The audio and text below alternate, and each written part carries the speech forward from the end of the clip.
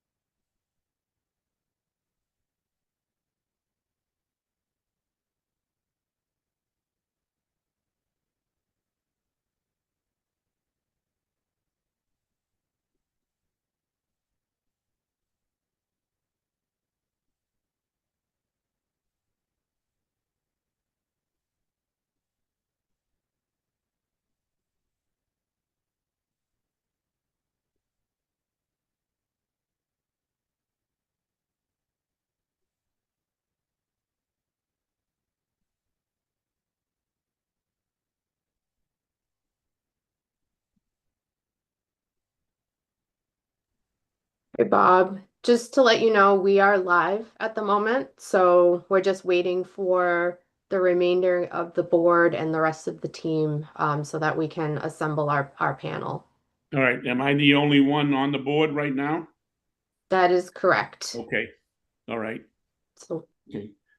Yeah, when we text there for a minute back and forth, I didn't realize that we were going to February 25th for our next meeting. Is that yep, correct?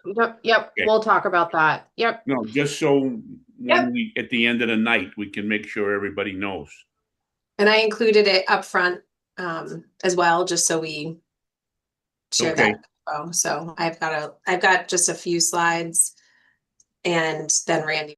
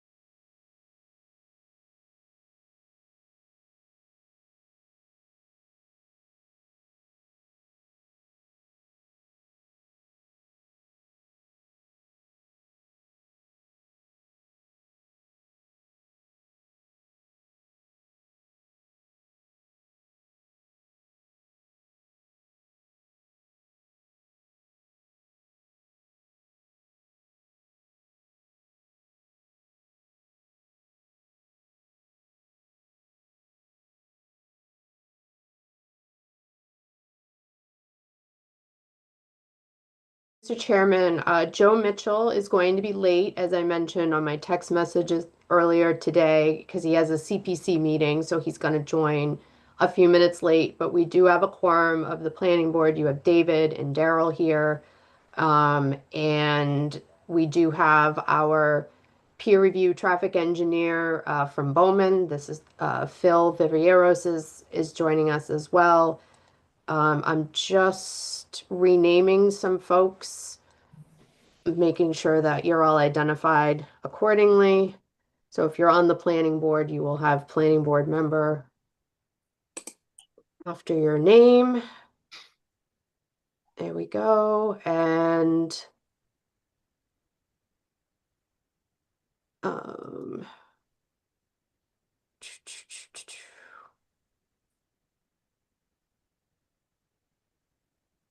I'm just waiting for um,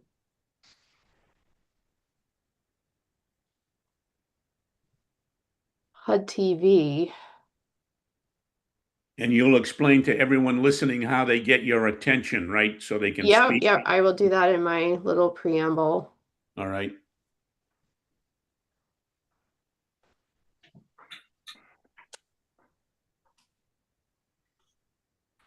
I'm just looking for HUD-TV in the list of attendees. I don't know if you need to be promoted into the meeting in order to start the broadcast.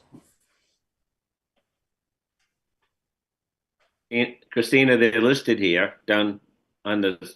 Right, I keep asking them to be promoted. Oh, Oh, here I they see. are. Here they are. Yep, Yep. it came in. They just came in. Hello, HUD-TV. Yep, we can hear you. Okay, does it matter if I'm recording as well as you? Can we do it both? Oh, okay. Okay, great. And then I'll have it on our Zoom account as well. We have a Vimeo page too. Thank you. I appreciate it. Okay, so I'm going to hit record and I guess we're ready to go at 7 o'clock. Recording in progress. Okay, good evening, everyone. I'd like to open the Town of Hudson Planning Board meeting, January 21st, 2026. It's a continued public hearing for 75 Reed Road. Just want everybody to remember that if the meeting doesn't end before 9:30, that's when we were going to end the meeting. All right, the meeting is being recorded. I assume everybody knows that. And at this time, I'm going to turn the meeting over to our Director of Planning for the Town of Hudson, Christina Johnson. Hi, good evening, everyone. Thank you for attending tonight's meeting. I apologize, I don't have much of a voice. I'm kind of under the weather at the moment. So Zoom is appreciated on my end for sure. So just a couple quick housekeeping items. As you can see, this meeting is being held in a webinar style. It just kind of organizes all of us more efficiently rather than having 25 Zoom screens. I'm sure some of you are more familiar with that. But rest assured that all public comment will be accepted. And if you would like to speak, please use the raise your hand function down at the bottom. There's a little toolbar. It should say raise hand. And when you do, we will go in the order of the hands raised. I will promote you into the meeting and name and address, and it's the same format as what it would be if we were in the high school auditorium. And we'll get through all the comments. The chairman mentioned that we will be ending the meeting at 9:30. We'll have plenty of time for questions. I also wanted to take the time to acknowledge all of the correspondence that we have received over the past couple weeks relative to this project, but specifically focusing on transportation. All of those comments, whether they were emails or contained in a Word document, were uploaded into the public document library, but also more importantly, they were furnished to both National Development and members of the Planning Board. So as folks know, tonight's meeting is focusing solely on traffic and circulation. We all know, based on what we heard at the last meeting, this is one of the concerns of one of the most significant concerns that were raised. So we're focusing only on this particular topic. So it would be greatly appreciated to provide any feedback or ask any questions relative to traffic and circulation. Some of the other subject areas that were raised at the last public hearing will be tackling in subsequent public hearings. So that is it for me. So I'm going to turn it over to Katie Schneider from National Development. She's going to set the table for the meeting, and then we're going to go forward with a presentation. And, just as a reminder, that the comments are going to be directed to Mr. D'Amelio as the planning board chair, and we will call on you in the order in which we see the hands. It would be appreciated if you've spoken once, that you give other folks an opportunity to raise their hand and speak and ask their questions. So thank you very much. And Katie, floor is yours. Thank you, Christina.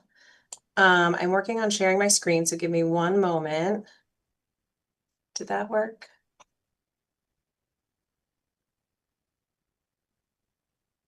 Are you seeing my screen?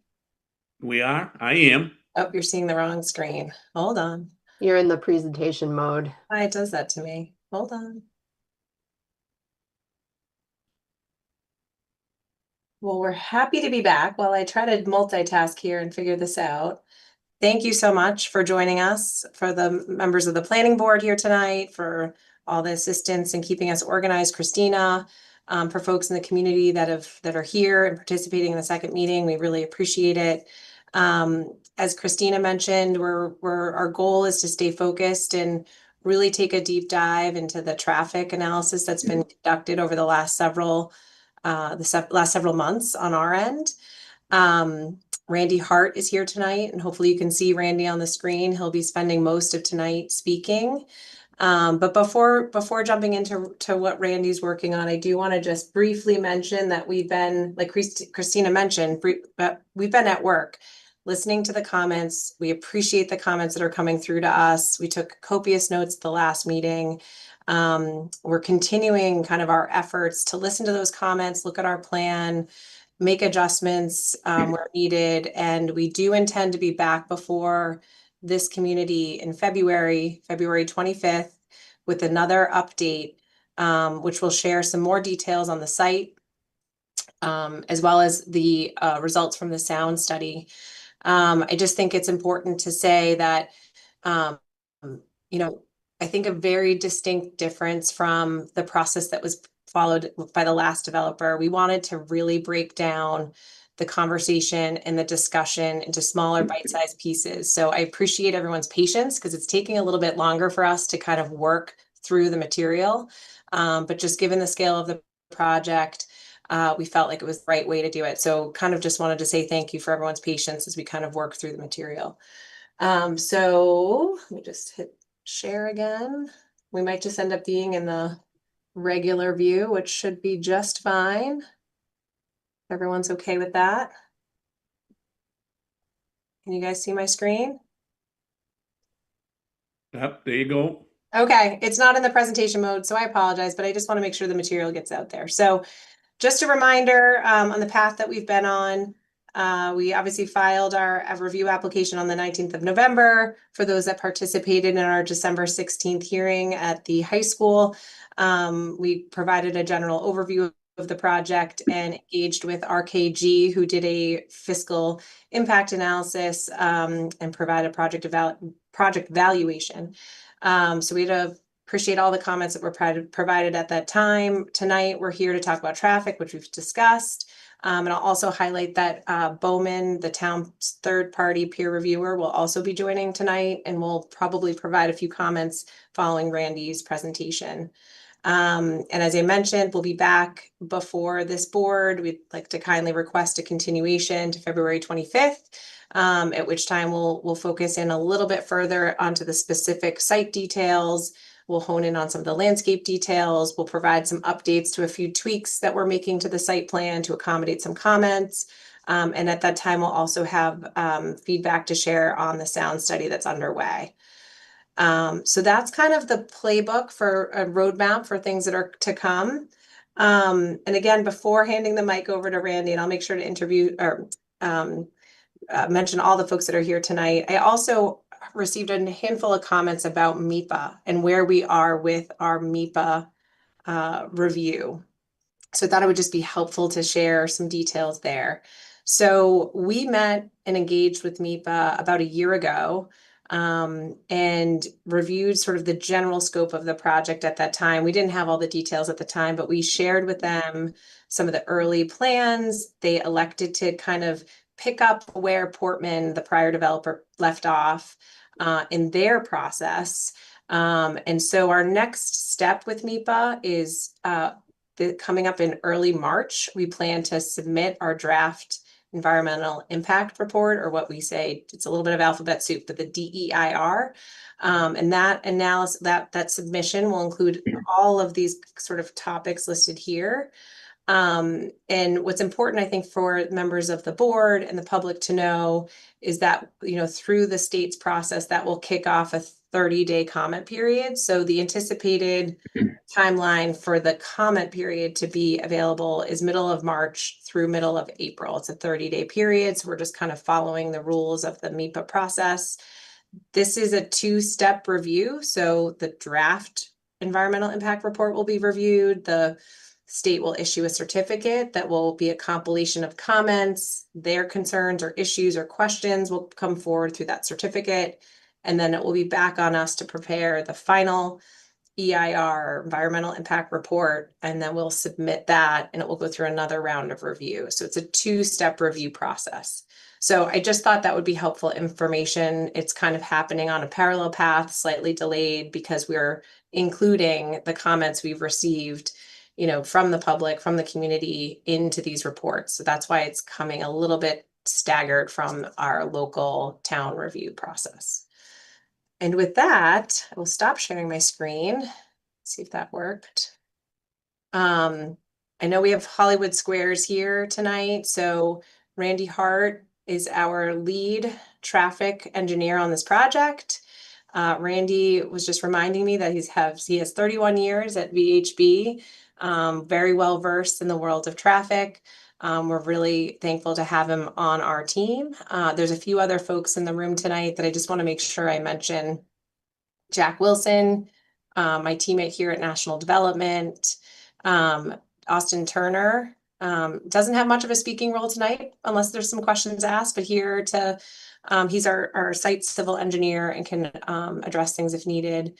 And excuse me, I'm looking at the Hollywood Squares out of order, but Ashley with VHB also supporting Randy, as well as Mark Vaughn, who is our zoning expert and counsel on this project. So just wanted to make sure to highlight those folks that are here tonight.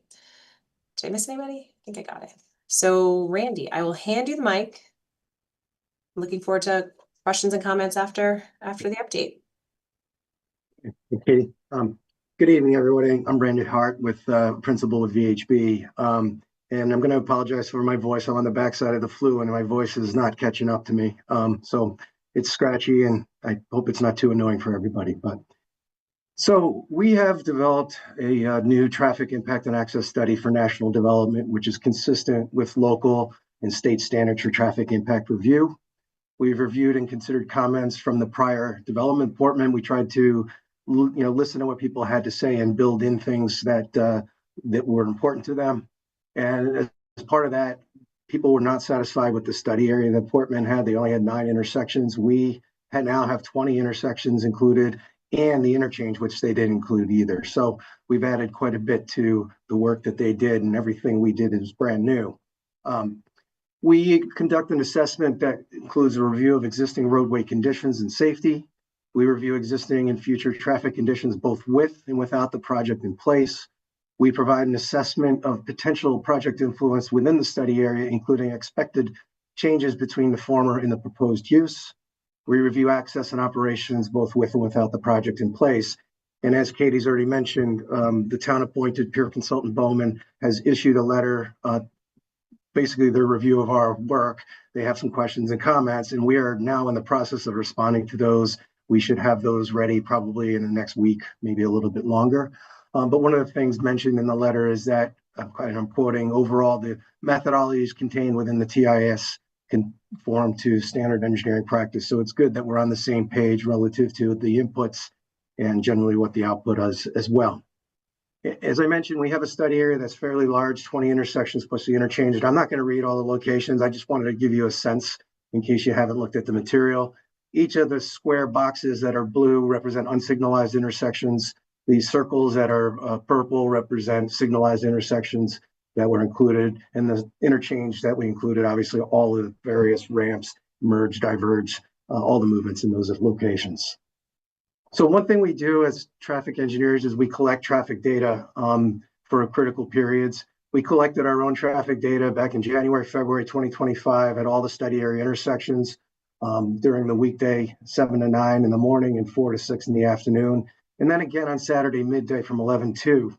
And it's during that period, those periods when the combination of site traffic coupled with traffic already on the roadway, it's at its most critical level. So it's the right time to review. We also collect automatic or continuous type traffic counts in the areas of the driveways on Tech Drive and Reed Road and Marlborough Street. And we had similar ATRs on the 495 I-290 interchange ramps. That was done in May because we had to get a permit from state Massachusetts Department of Transportation in order to put the equipment, the traffic count equipment out there. So it had to be done at a different time. We also collect accident records from the files of the Massachusetts Highway Department for the most recent 5 years of data, which was available. That happened to be 2017 to 2021. Most of the study area intersections fall below the Mass DOT district crash rate, except for Route 85C Fitchburg Street, Route 85C Washington and Tech Drive, Reed Road at Marlborough Street. And we are proposing mitigation at all three of these, and we'll talk about that later. And Main Street at Forest Ave, Wilkins Street. One of the locations, that 85 Fitchburg, is a highway safety improvement plan, an HSIP location, which means it's eligible for both state or federal funding for safety improvements. But the way to unlock the money and to be able to apply for it is to create a roadway safety audit, which looks at the intersection with the state and local interest parties, determines both short and long-term improvements, and then money can be sought after that. There's only one location in the study area that is eligible for that. So in terms of the project and what it will generate from a traffic perspective, we spent a ton, and I mean a ton of time going over this and looking at every possibility. We wanted to provide the town and the residents with as conservative an assessment of the warehouse use, because we just don't know what it is at this point, right? So we wanted to provide an assessment that is highly, highly conservative, and I think we have delivered that. So we used the Institute of Transportation Engineers Trip Generation Manual. The 12th edition just came out recently. We utilize that for this purpose. Within the manual, there are land use codes. And what are land use codes and how are they used? Land use codes are how traffic engineers match a set of traffic data to a site use to predict traffic intensity. Land use codes are developed based on real traffic data collected on a national scale over many years and updated regularly. Land use codes are utilized to predict traffic when a specific data set or empirical data is not available.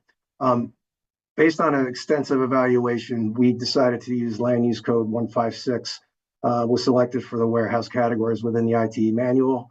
Land Use Code 156 provides the most, and I mean the most conservative approach to evaluate traffic for the site because it's the highest trip generator for cars and trucks for the warehousing related uses. Portman utilized Land Use Code 150, which is warehouse, which is the least intensive land use code for trip generation rates. And again, in the town's peer consultant letter, they agree that utilization of Land Use Code 156 is the most conservative in this case.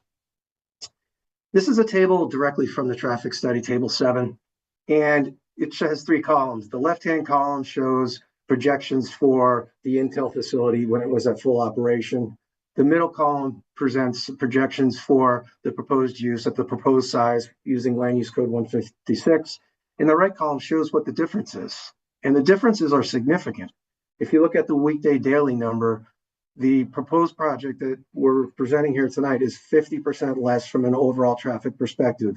Yes, it has more trucks than the Intel facility, but overall the traffic intensity for the use itself is much, much less, 50%. 44% less during the weekday morning peak hour period, 51% less during the evening peak hour period, 18% less during the Saturday daily, and then 51% less on the Saturday midday. So again, this is a much less intense traffic use of the site. Yes, there are more trucks than the manufacturing facility had, although there was a decent amount of trucks for the manufacturing facility based on the data that we've seen. So in terms of access to the site, it's really remaining as it is today with some minor modifications. The Marlborough Street driveway will be car access only, so basically employees, maybe some minor deliveries like Amazon or something like that, possibly.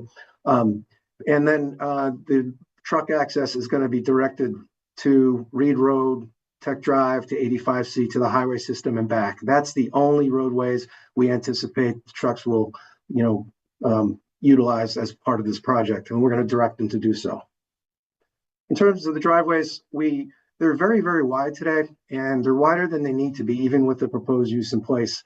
And being so wide, the Reed Road, for instance, has a very long crosswalk across it. So we plan to narrow them down a little bit as much as we can and still maintain good truck operations.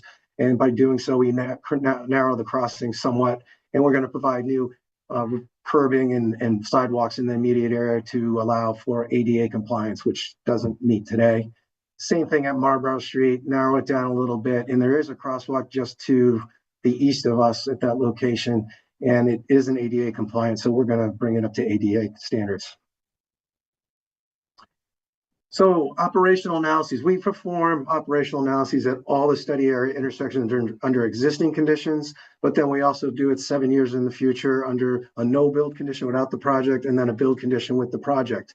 What I'm showing here is that the queues that are anticipated in the future build condition at the Reed Road driveway and then Westridge Road, the queues are really, really minor. The levels of operation are really good. We're showing less than 10-foot queue for a left turn lane into Westridge Road, and the same thing coming out of Westridge Road. So really manageable queues, 20-foot queue for the left turn lane coming into the site, and a 50-foot queue exiting the site.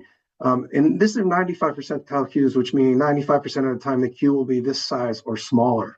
So we really, are fortunate that the operations that we run really worked quite well. So we have heard a lot of comments regarding the proximity of the site driveway to Westridge and some safety concerns. And while we haven't been able to find any historical data that suggests there have been safety concerns, and we are reducing volume overall, but we are adding trucks. So there is definitely concern, and we understand that. And we're trying very, very hard to listen to every comment that's been brought up, and we're trying to respond to as many of them as we can as well. So part of that process, and based on public comments, the proponent is evaluating potential alternative treatments to Westridge. These include narrowing it down and shifting it west. We've been asked to look at a signal. Would a signal work there? And unfortunately, signal warrants are not met, not even close. So signalization is not appropriate. We've been asked to look at relocating Westridge further west to create better separation. That's what we're focused on right now, but we don't have a plan ready to present. We will shortly. And we've heard many comments about pedestrian activity on Tech Drive and safety concerns associated with it. And while it wasn't in the traffic study, we are now planning some improvements to address that very issue. And that's on the next slide.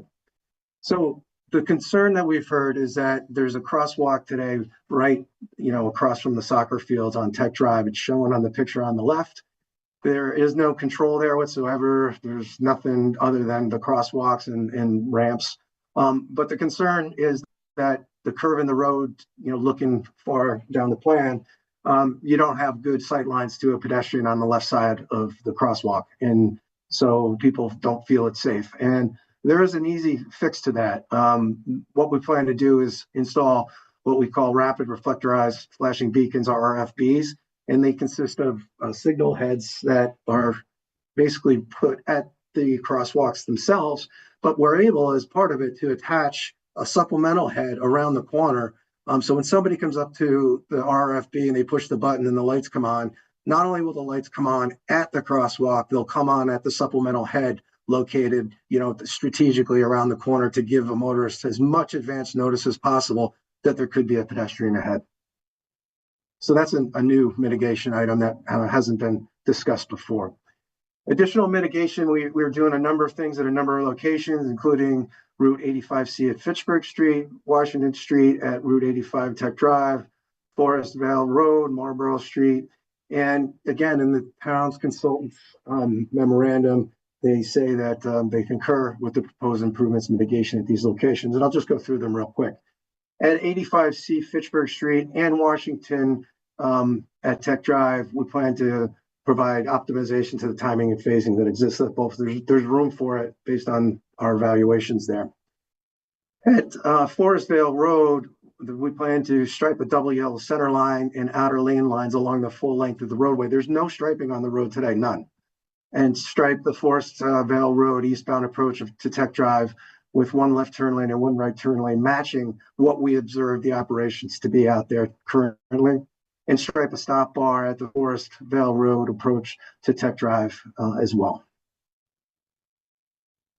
And at Marlborough at Reed Road, we have looked at a number of things there. We looked to see if signal warrants would be met under the future build condition. And unfortunately, we don't see that they would be at this time. So we then took a look to see if a modern day roundabout could be installed at that location. And the right-of-way constraints are significant, and there's wetlands that would be impacted. So we don't see a roundabout as a practical solution there either. So what the plan is there is to, after the facility is open, to go out for a period of 5 years and do traffic warrant evaluations once a year. And hopefully we'll trip a warrant one of these years. And if we do, we will install a traffic signal at that time. And finally, we plan to have a pretty robust traffic demand management program, even though we didn't take credit for any of it in the traffic report. Again, we wanted to provide a conservative assessment to the town, so no credit for TDM initiatives has been taken. But the plan includes establishing an on-site TDM coordinator who will be responsible for the program implementation.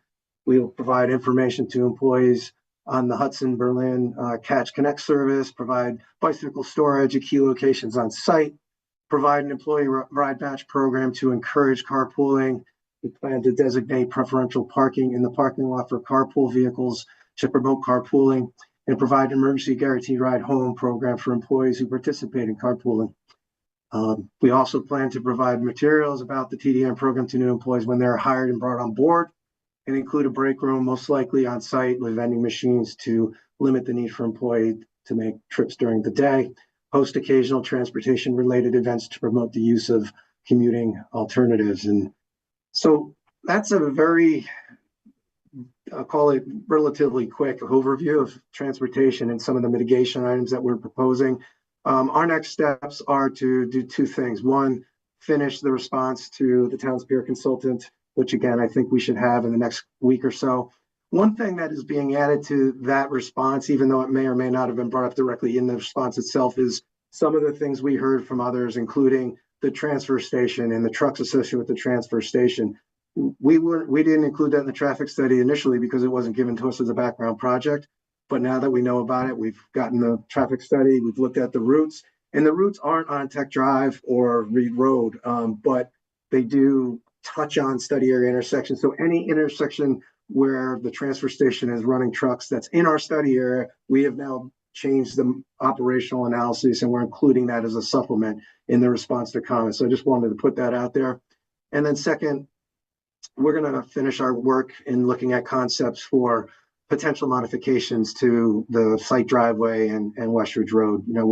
Feel like we're getting pretty close, and we'll definitely by the next hearing most likely have something to present. So that's a quick summary. Both Ashley and I are here from VHB to try and answer any questions this evening. If for any reason we can't, we'll certainly take note and get back to you as quickly as we can. Randy, I have a quick follow-on question, which I know the answer to, but when you went through the Intel comparison, I just think it's worth noting, and you may have said this, but just to highlight it again, I just want to be clear, we're not taking credit, right? You can maybe explain I appreciate that. I meant to say that, Katie. Yep, that's okay. We treated this project as if it was wooded land. We didn't take any credit. We're just showing you what the comparison is, because it isn't wooded land. There was a major manufacturing facility there, and in its heyday, it was generating a lot of traffic. And But again, to provide the town and the residents with as conservative a report as possible, we did not take any credit whatsoever. And I think you also said this, the process that we will follow with the town peer reviewer and with the town will continue basically, right? There'll be sort of trading of documentation and all of that's going to be available with Christina's help through the portal for anyone to view the board or the members of the public. So that will continue, hopefully for a couple more weeks, but it won't end until both the town and the peer reviewer are sort of satisfied with the responses. So I just wanted to mention that as well. If I could just interject for a moment, I do see that folks are raising their hands. We do see you. We are going to go to our third-party peer review and give Bowman a chance to present their response and their findings as well. And I believe the chair is going to open up the floor for members of the board if they have any questions. So just hang on a few minutes. We do see your hands raised. We're going to get to everybody. I know everybody's in a rush to raise their hands. We're not going to exclude people. So just a couple more minutes and then we'll be ready to hit the questions from the public. Thanks. So Katie, are we ready for Bowman? We're ready. I was going to say we're ready. All right, Randy, Bill, you're good? Okay. floor is yours. Thank you. Excuse me. And I'll add my name to the list of folks that are dealing with the voice. So apologies in advance. I'll try to speak up and be clear. For the record, I'm Phil Viveris. I'm a senior project manager with Bowman Consulting. We are the third-party traffic peer review firm that was hired by the town to look at the traffic study for this project. I do want to publicly acknowledge my colleague, Steven Siragusa, who was unable to make it tonight due to a prior commitment. He has been the lead manager on this review, has been working closely with the town and with National Development and with VHB to try to address our concerns regarding traffic. Certainly if there's any questions following my brief presentation, please let me know.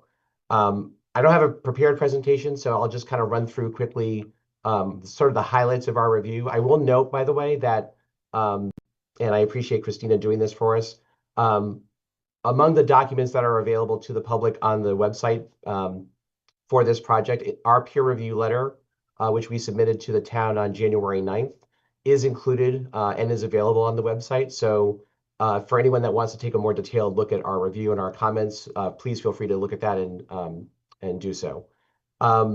As Randy mentioned, we do largely feel that they met or complied with standard engineering practice in their review in their traffic study. We did have some areas of clarification and maybe more technical concerns, issues that we felt could be strengthened in their study that we wanted to take a look at. Some of that includes clarification on the data collection periods. There were several different periods. I think Randy mentioned one of them with the ramps in terms of the Mass DOT access permit. So that was new information for us that we'll assume is going to be included in their response. But trying to just get some clarification on those collection periods. We did have, we wanted to make sure that some of the volumes and some of the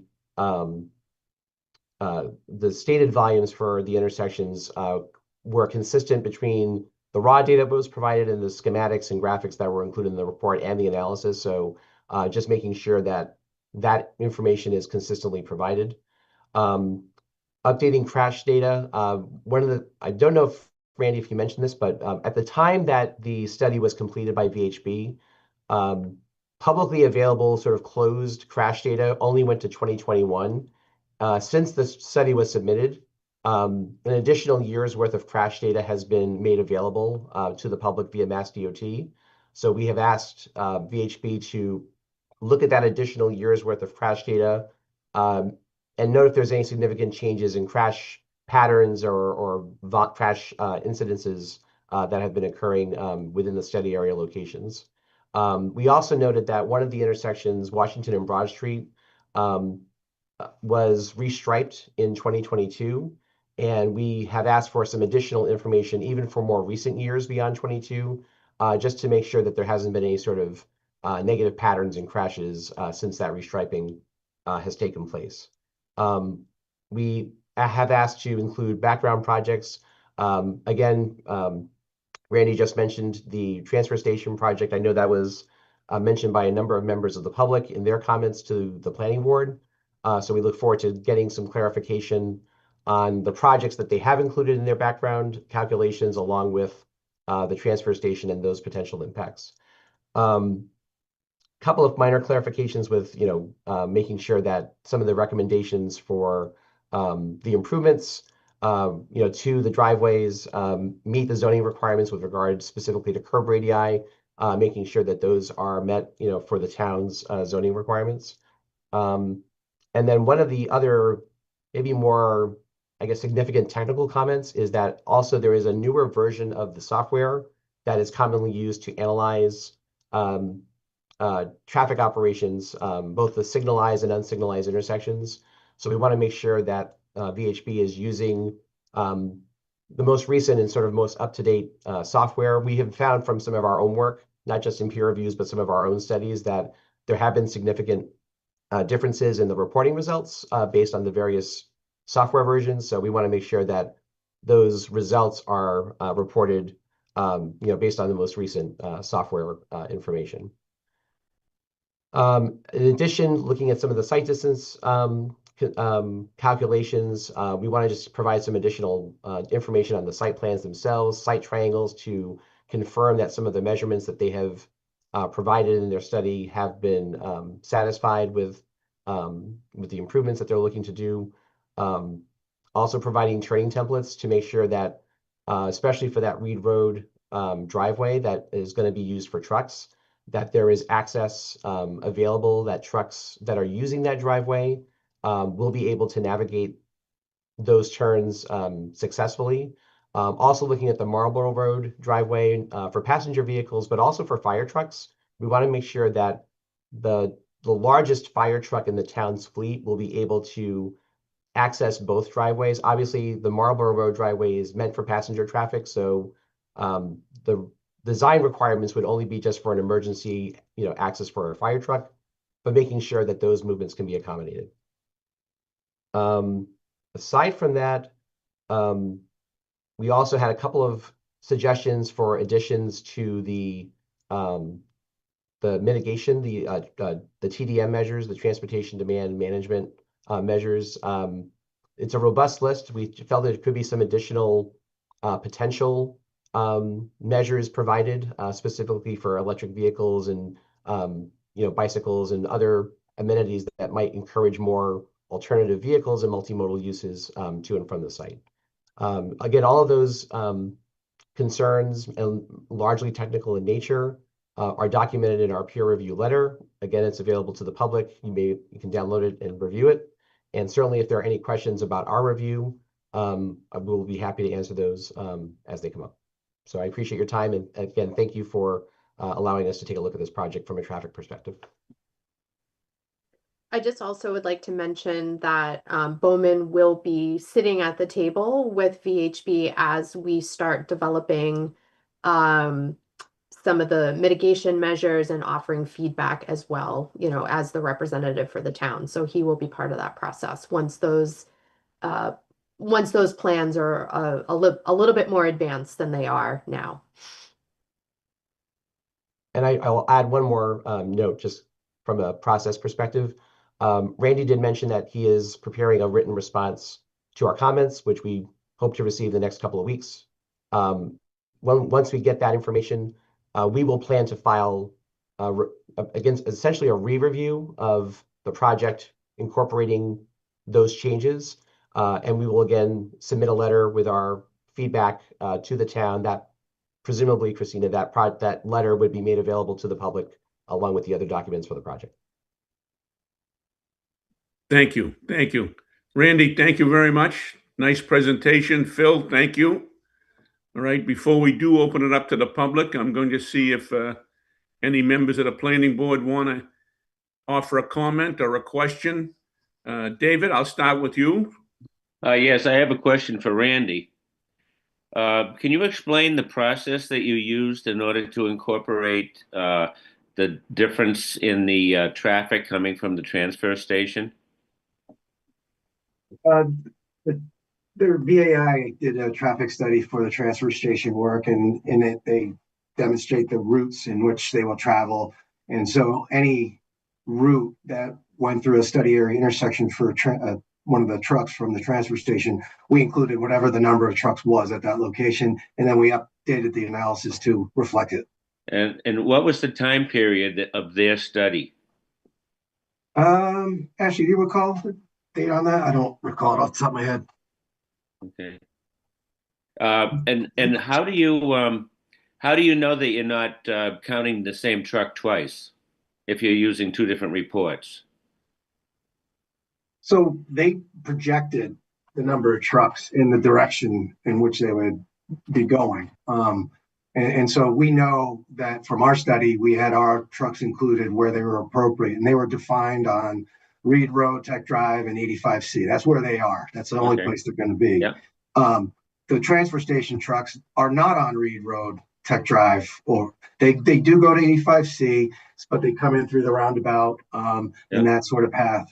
So, you know, the intersections, study area intersections, with the exception of Washington at 85C and Tech Drive, the intersections where, you know, they drove through our study area intersection don't have our trucks on it. So that's the only location it does. But the movements are different. Our trucks are going straight through from 85C to Tech Drive. Their trucks are coming from Washington Street, taking a right or taking a left and going back the other way. Okay. So it's clear that our trucks are distinguished from theirs. Okay, my last question is, did you take into consideration the fact that the transfer station is supposed to be, they're planning on a big increase in traffic over the next few years?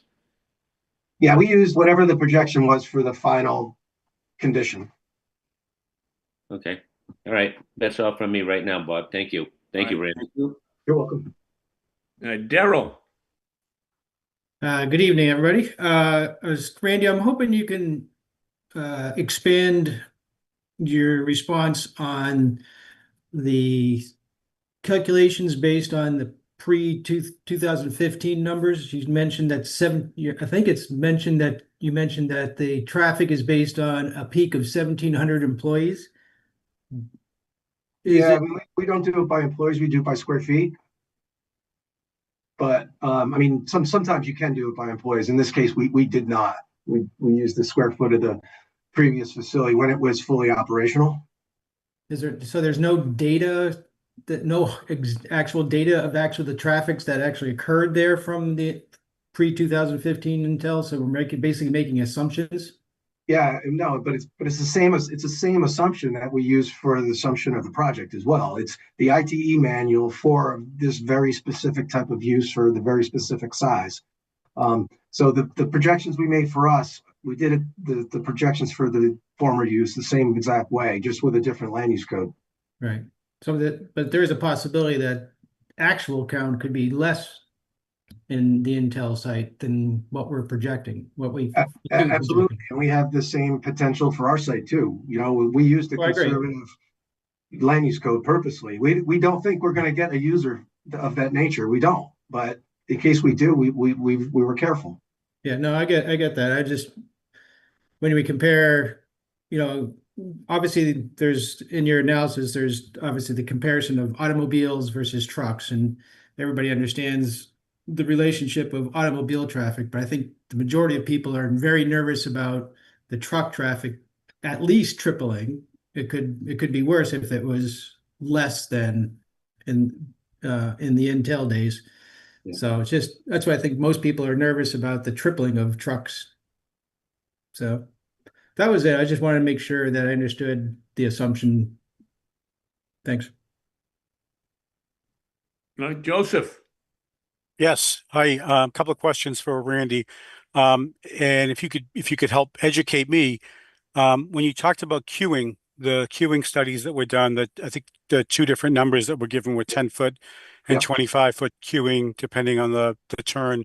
Yep. How does that jibe with a 47-foot tractor trailer? Help me understand the 10 feet versus 25 versus a 47-foot tractor trailer. Yeah, the 20 foot is really what a standard car is, 20 or 25 foot, right?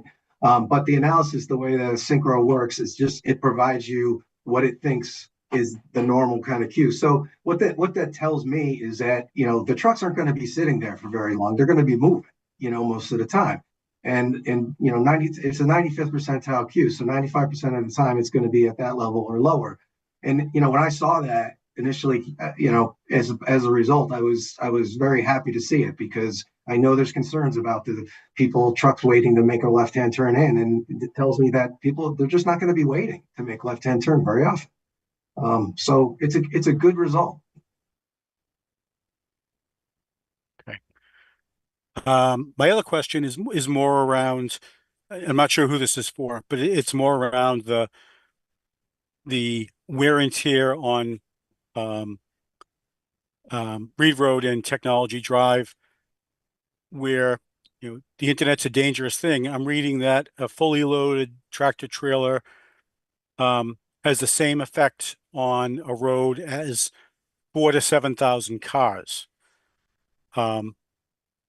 What does the wear and tear on Reed Road and Technology Drive look like with that shift in traffic from primarily today cars to primarily tomorrow tractor trailers, either empty or fully loaded coming in the other direction?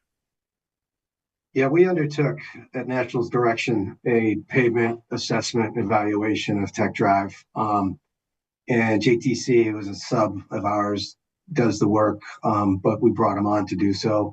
And they looked at the pavement in its current form. We did test cores, we did a bunch of different things, and they said the pavement's fine, for now. Now, they looked at the future. How long is it going to be fine for? Right. What's the deterioration, length? And their initial findings was it's going to be good for quite a while, like maybe 15 to maybe 20 years.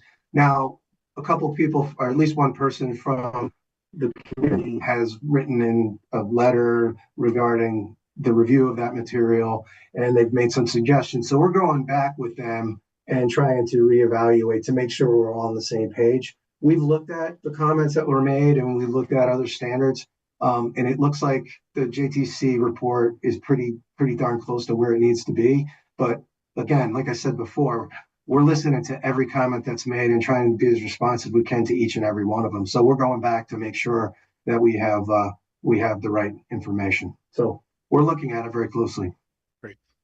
Thank you. Bob, that's You're it for me. Okay, thank you. All right, Christina, if you want to open it up to the public, I think you mentioned at the beginning that you would like, until you go through the list once, you'd like not people to repeat. Okay, and we're going to gather information tonight. Katie, is that correct? And if questions can be answered quickly or succinctly, we will do that. If it's going to take some more investigation or whatnot, you plan on taking the notes and answering the questions at the next meeting. Is that what I understand? That's exactly right. Okay. All right. Thank you. All right, Christina, you may start calling the people. All right, so I am taking these in order in which I see them in the participant list. So what I'm going to be doing is I'm going to ask you to be promoted into the meeting. So make sure you say accept, and then you can unmute yourself, name and address, and then you can begin your comments. So the first person I see is Mary Ann Walsh, so I'm promoting you.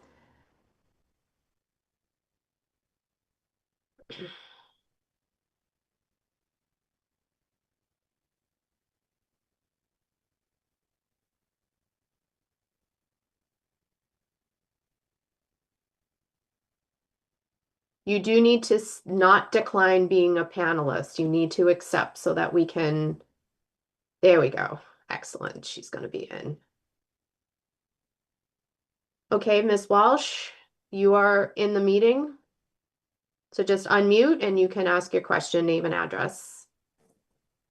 Hi there. Can you hear me? Yes, we can. You have the great. floor. Okay, so I was out trying to look at the documents. I got out there, I don't know, for whatever reason, I was only able to look at the first page, couldn't get the rest of the information. So I just have a question. Earlier in the meeting, they showed some data, and it looked like about 2,300 odd trucks a day. I'm guessing that's 24 hours, across 24 hours. So broken down by hour, it looks like about 95 of those tractor trailer trucks an hour. Does that sound right? Randy, would you be able to answer that question? Yeah, it's 960 on a daily basis. And the Intel facility was projected to have about 340, 350. So that's the differential that you should expect. And again, it's using land use code 156, which is the highest land use code. We don't know that the end user is going to fit that category. And if it doesn't, it's going to be far less than that number, which Okay. we think is probably pretty likely, but that's the number that we have based on the projections. Thank you. So what I foresee is difficulty. So my way of getting to the shopping center right there on Technology Drive is to come up Reed Road and attempt to take a left-hand turn there. Also, in returning, sometimes I'm coming down Forestvale and I'm trying to make a left-hand turn again. So with that many 47-foot tractor trailer trucks, how do people move, back onto Technology Drive to get back onto Reed Road? It sounds like it's an impossibility. The analysis suggests that it generally works. Will there be some delay during the peak hours to make left-hand turns? There always is, regardless of the project. I mean, will the project add to that a little bit?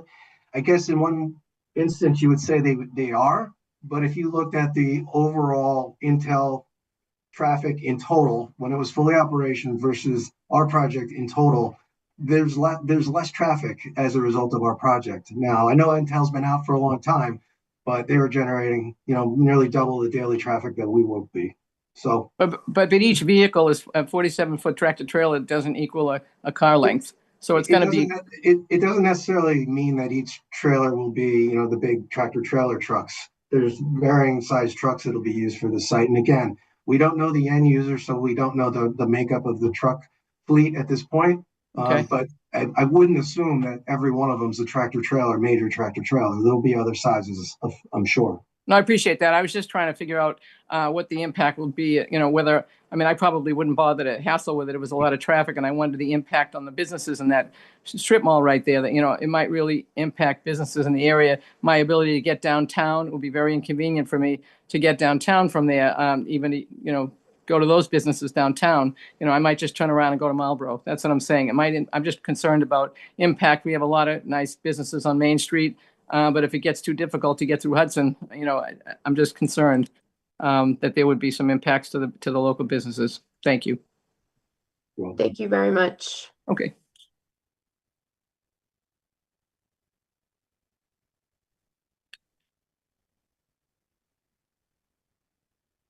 Okay, just bear with me for just a second. How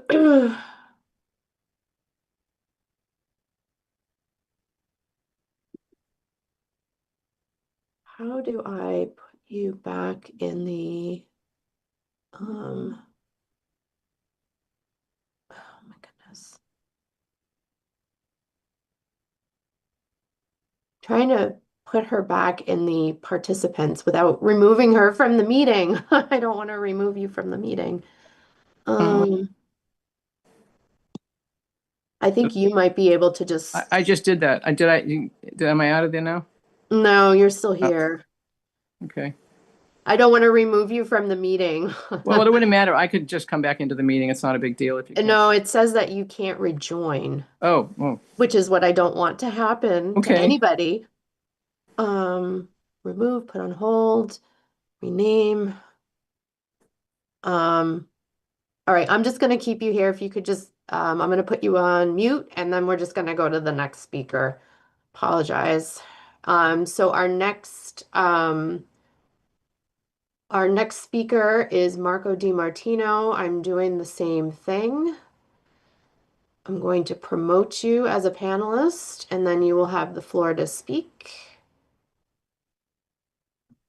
Name and address would be terrific.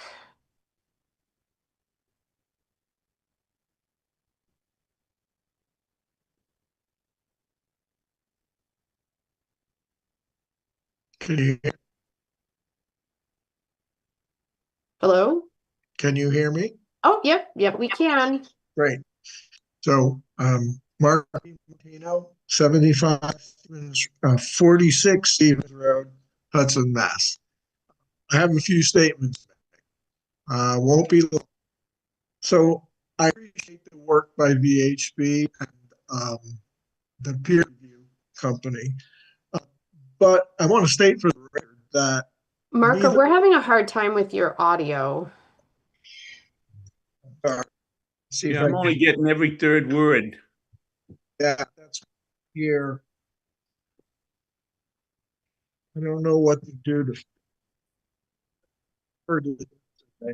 Let me Is see it if I your, can little and see if this better.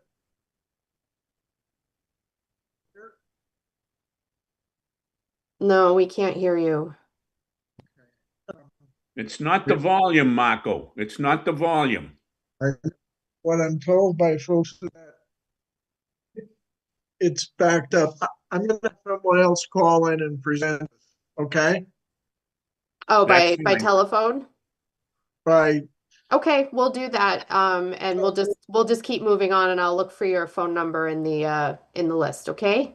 okay, thank you. Yep, you're welcome. Bye. I think it's his internet connection. All right, the next person is Stella, promoting you to be a panelist. Now you can remove Marco, right? No,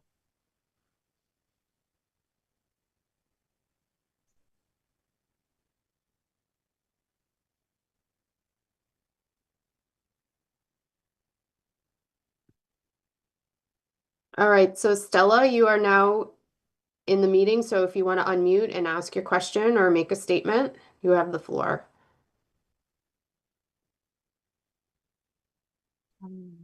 Hello. Hi. Yes, my name is Tommy Talent. I live at 38 Otsego Drive in Hudson, Massachusetts. And my question is at the intersection at Reed Road and Marlborough Street.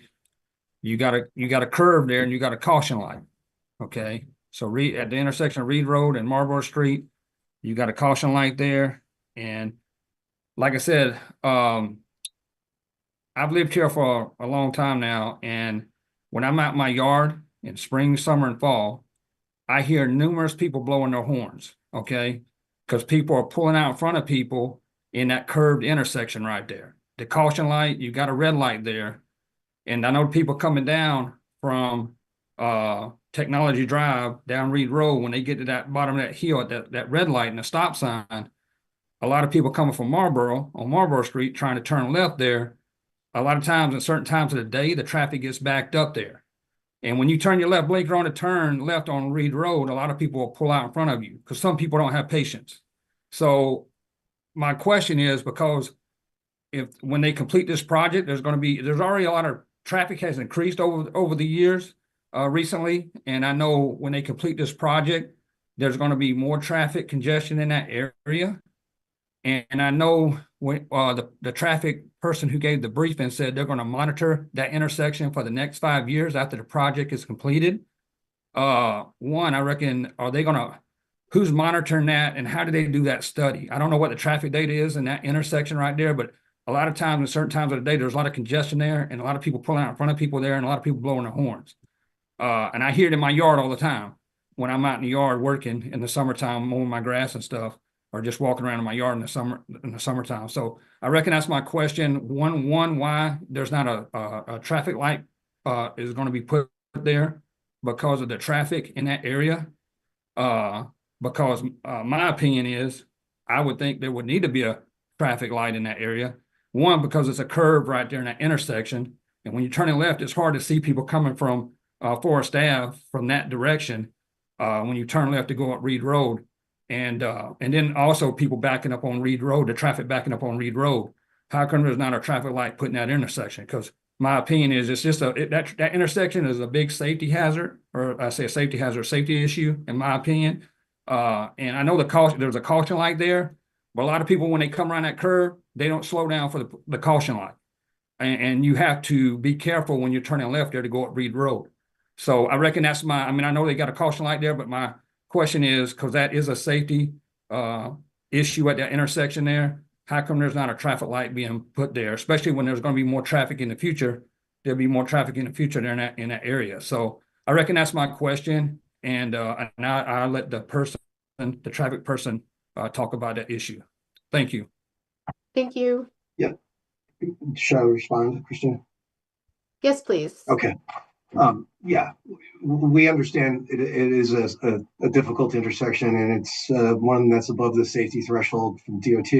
And as a result, we've taken a very, very close look at it. And, we looked at signal warrants. There's a number of signal warrants that are volume based on movements and different things. And you have to meet at least one signal warrant for a signal to be considered appropriate at a location. Unfortunately, even with the project in place, with the project numbers in place, we weren't able to meet any signal warrants. So, until we do, we can't. The town can't put a signal in, traffic signal, because we didn't meet signal warrants. We then decided, let's take a look at a modern day roundabout to slow the volume down and control the movements as well. And while the roundabout would be a great option if signal warrants aren't met, the real estate doesn't exist. The right of way doesn't allow it to fit, and it actually goes over the right of way in several areas, but then also infringes on a wetland. So unfortunately, a roundabout doesn't fit. So our only option is to monitor and hope that, eventually we meet the warrants that are necessary to support signalization. And Randy, can you explain how you monitor, what that means? Yeah, I mean, it's you do traffic counts for a 12-hour period. And there's a peak hour warrant, there's a 4-hour warrant, there's an 8-hour warrant. And so you run the volumes through the warrant test, and you create a brief memorandum that summarizes the assessment, the findings, and recommendations. So our suggestion would be that if this is an acceptable mitigation measure that the town agrees with, we would be ultimately, as the applicant and proponent, would be subject to this review annually. So we would be required, if approved, we would be required to complete that analysis, work with a VHB or a company to follow the mitigation requirements and prepare that presented to the town on an annual basis. And again, check each year, like Randy described, to see if we trip that threshold for signalization. So And I would also add on to that comment regarding just general issues with speeding and perhaps bad vehicular behavior. It's really important that you report these issues to the police department. The Hudson Police Department has a special traffic enforcement unit, and they will go out and do some targeted enforcement. And they have a form right on their website. It's really easy to fill out. And the more reporting that's done, they can target a lot of the resources to kind of curtail some of the speeding and bad driving. This is obviously very pervasive throughout Hudson and probably across Massachusetts, unfortunately. But it's really important for folks that are experiencing, speeding or whatnot, in the vicinity of their neighborhood, to be reporting this to the police department so that they also have a record of these various issues. So I think we have a follow-up here. So go ahead, sir. And then we are going to move on.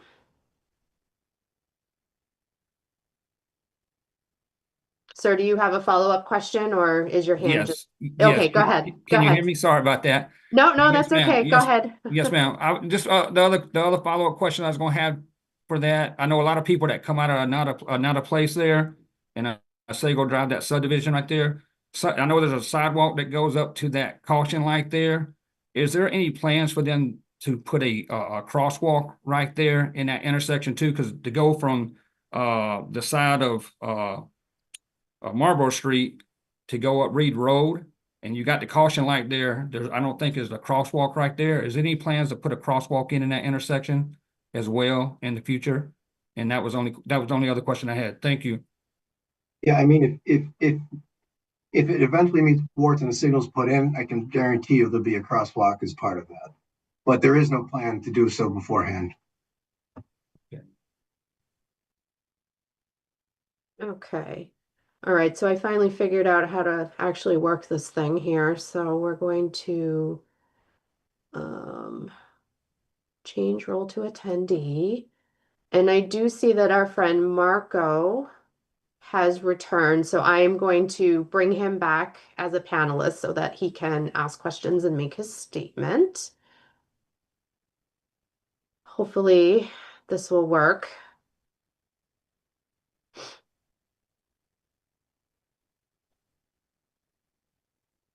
All right, you're in.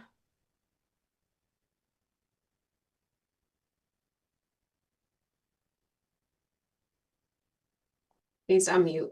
Yeah, you just need to unmute and you'll be good to go.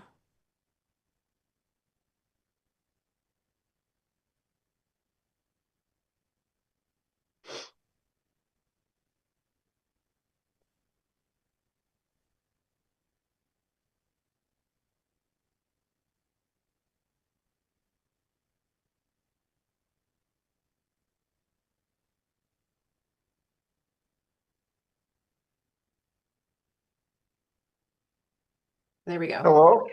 Hello? Yep. Yeah, we hear you Okay. loud and clear. Let's hear this. Let's try this one more time. Yep, you're all set. Okay. Somewhat of a statement.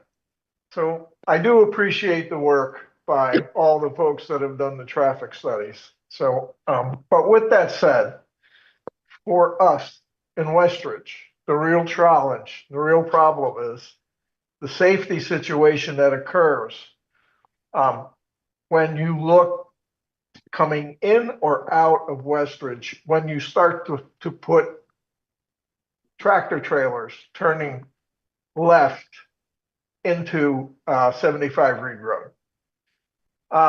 When you look at that intersection, I think anybody who's studied it will see that there's a visual problem as it stands today with cars coming west up over Reed Road down Technology Drive, right? If you start stacking tractor trailers up there, and you don't have to stack really more than one, and let's for sake of argument say that there are going to be some that are as long as 60 to 70 feet. As soon as you put one there, we cannot see any cars coming west at all, right? So per your own analysis, during the most heavily traveled times, there will be something like 150 vehicles turning left. That's 2 vehicles per minute, of which a third of those will be tractor trailers. So I saw your note that said, well, you're still in the 95th potential. Yeah, if it's a 24, 48-foot tractor trailer. But that assumes that it is going to be that. Let's put one longer there. Or for sake of argument, let's put 2 47-foot tractor trailers there. We are completely blind. We lose line of sight of any car going west. And if we're coming back in, we lose line of sight to be able to turn left into our own condominiums. So that is the real problem. That is the safety issue. So I can tell you today that we currently have a problem, because when traffic is heavy, there are times when we cannot turn in there safely without waiting extended periods of time. So without going any further, I encourage you to just look at the information. I know you said you've done that. Have you ever gone there or tried putting a tractor trailer up there and gone and look at that during busy times? Because I guarantee you come away with something completely different. Okay? I don't say this facetiously. I really do believe that you're missing the mark when you don't look at it from that point of view. Okay. Lastly, I guess I'll say this to the planning board.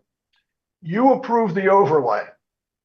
And in approving that overlay for Westridge, Quail Run, and the Children's Center, you implicitly approved and take responsibility for the safety of the inhabitants here. So keep that in mind when you start to really think about this, because I can guarantee you that once we have all this happening, it's going to be a real safety issue for us. The other thing I will say, and I keep on saying this, is that the situation when Intel and Digital own that land is completely different. I know you base it not on that, but you keep coming back to that. You shouldn't really do that. Having worked there for all the time that plant was in existence, the traffic scenarios are completely different. First of all, from a Westridge perspective, almost nobody was here at that time. Secondly, Intel, the volume of people that worked at both Digital and Intel were on a 7/24 basis. Traffic patterns were completely different. They started at 7 and they left at 7. Okay? Nowhere near peak hours. So don't use that information, please. Right? I agree there was congestion, but nothing like we will see when you talk about tractor trailers. Thank you. I'm done. Thank you, Marco. Sure. And I know Randy will want to probably respond to a couple of things. Yeah. I mean, look, we haven't seen any record that there's a safety issue out there, and we looked, we really did. But we hear your concerns loud and clear. And as part of my presentation, I mentioned that we are looking very closely at some potential options to improve on the existing condition out there as part of this project. And I wish I had them ready to present to you tonight. We just don't. We want to be very careful, thoughtful, and we need to talk to the town prior to that. But we hear you loud and clear, and we are doing our best to come up with something which we hope will be suitable to the town and to the residents. And we will report back at the next meeting. And I think just to bolster what you're saying, Randy, the project, it's not good for anybody, our project or any of the community, if there's a safety issue. Right. So we are very much aligned with the goals and objectives of creating a safe and appropriate project out here. And I think, I just want to, I know Randy has said it, but I just want to reiterate that we really focused in on a intensive use to really, we made it hard for ourselves, right? From a traffic analysis perspective on purpose, because we wanted to show the community and show the planning board that we've looked at it from the most conservative approach, with the idea of safety and sort of traffic capacity in mind. And I think, it's just important. I've learned a lot from Randy over the last year and a half of kind of working together on this project that, I also, when you look at numbers on the page and you look at these trips and counts, I think it's hard to sort of understand the practical sort of what is occurring on the roadway. So I just encourage folks to listen and I know Randy, you've mentioned synchro analyses and there's a lot of technical studies that are done, but I just, what I've learned and gathered over this time is that this roadway really does process the traffic.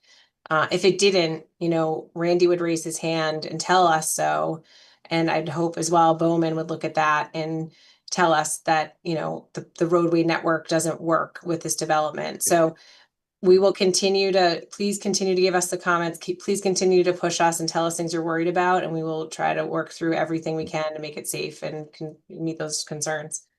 Yeah, and the truck numbers referenced, I don't think they're necessarily accurate. A couple things. One, we use Langley 156, and we don't think it's likely going to be conservative. Yeah. But if we do, and the numbers are right on the IT numbers, which they tend to be pretty darn close.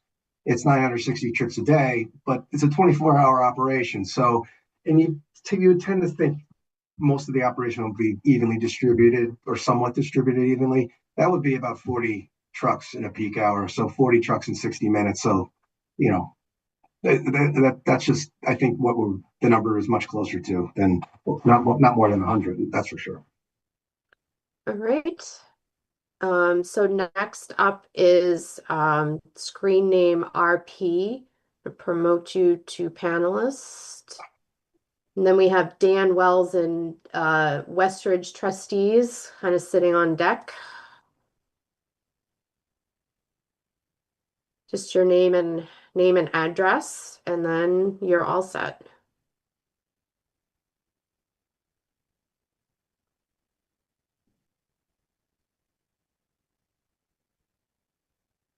And you'll just need to unmute yourself too.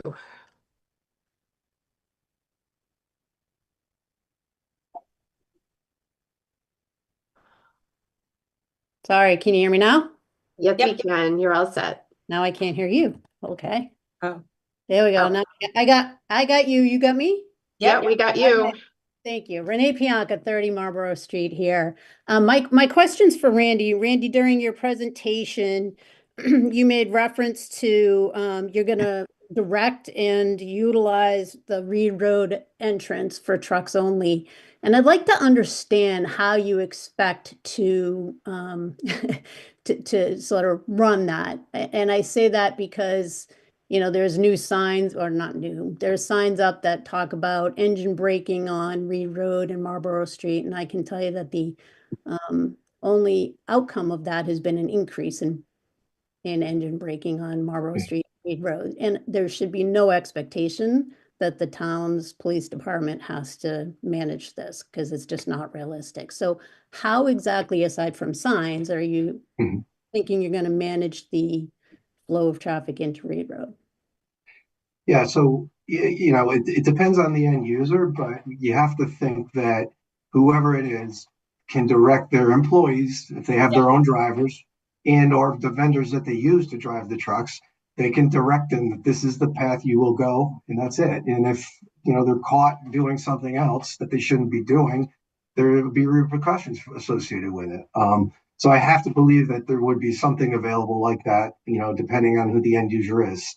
Don't you agree, Katie? Something like that Yeah, absolutely. I was going to chime in with you. I mean, there will be not only that requirement, but also others that operationally the operator will need to follow. They need to follow things like anti-idling laws. Like those are directives that are provided by the tenant, by the operator to the truck drivers. So that will be a requirement that we will include as part of our as part of this project. And how do you enforce it, Katie? It's a great question. We would work closely with if in that case it's a tenant, we will work with them to instill upon them that those are the rules of the road. I hear you. It's not an easy, straightforward task, but we would just require that of our tenants. And again, it could be, think when you hire, let's just say you're running their own trucks. When you hire somebody to drive your truck, they sign a contract that says you will use this path and this path only to get to and from the facility, period. And the same could be done with vendors as well if they happen to go in that direction also. I would also say, this is something that we could tailor into a condition of approval, that to the greatest extent feasible that, tractor trailers shall be using the Reed Road, entrance and exit to and from the site. Obviously, if there's emergency issues, that's a different story. But, if we are talking about large tractor trailers, the path of least resistance for them to get to where they want to be, and that's the interstate highway system, is Reed Road to the Route 85 connector. They're not looking to go into neighborhoods. These are not, this is not trips that are associated with the transfer station. They are looking to get directly to the interstate highway system. But certainly, we will engage with the chief of police to, work through some conditions that are practical, feasible, and enforceable, to make sure that the operators are not sending tractor trailers into neighborhoods when it's completely unnecessary. And it's exactly right, Christine. I mean, they're encouraged to, meet the highway interchange. That is where they want to go, and they're going to be, also conditioned on only taking a right as they exit Reed Road. I think we said that, but I just want to also say that they will not be allowed to take a left-hand turn. They will only be allowed to take a right upon exit. And what kind of just a follow-up question here, Christina. Is it possible with the approval of this plan that there is some sort of, I'll say teeth for the planning board in the future, like 2 years down the line, new lease with the tenant, or put it into the agreement with the tenant, that, you know, if something isn't working traffic wise or what have you, that the planning board has some sort of teeth in this so that, you know, we can review these things again.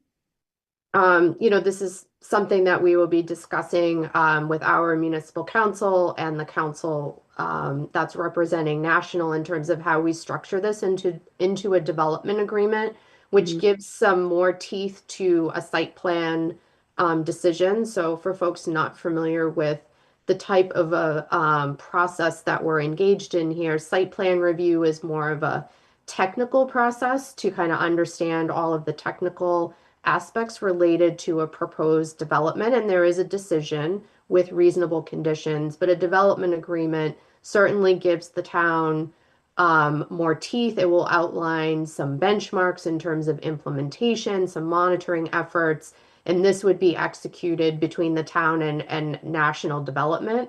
We can't expect national development to come back every time they have a new tenant. I mean, we don't require that of any other particular use, but we will try to work with our council to make sure that, you know, there are appropriate mitigation measures with the benchmarks and the timing.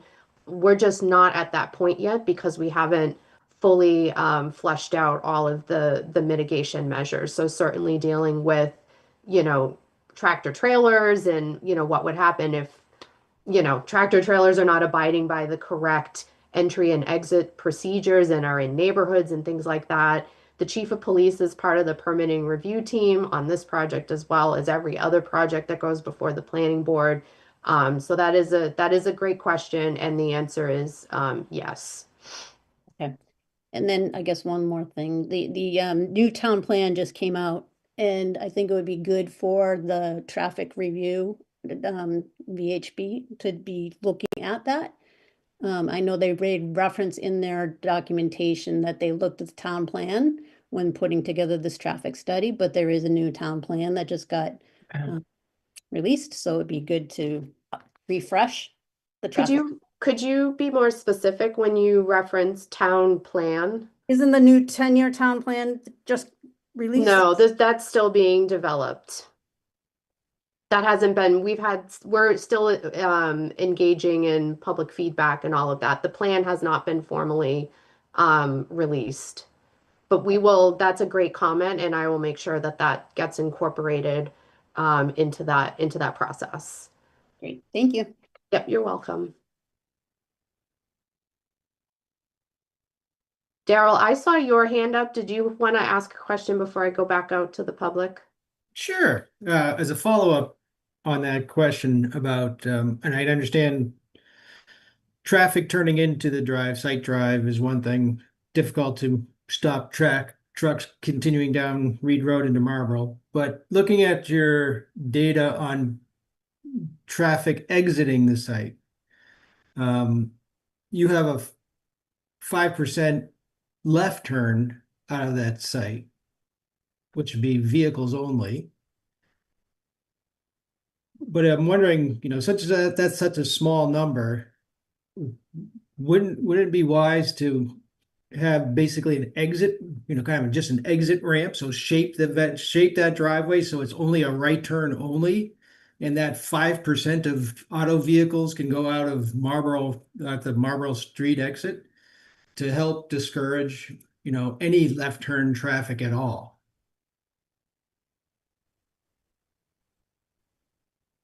Sorry, I was on mute. I mean, that's something we could consider. And I'm not sure, you know, the 5% is so low, and it's really not going to be meaningful. Well, that's right. It's so low. So why don't we shape that exit to really encourage right turn only and prevent left turns to help?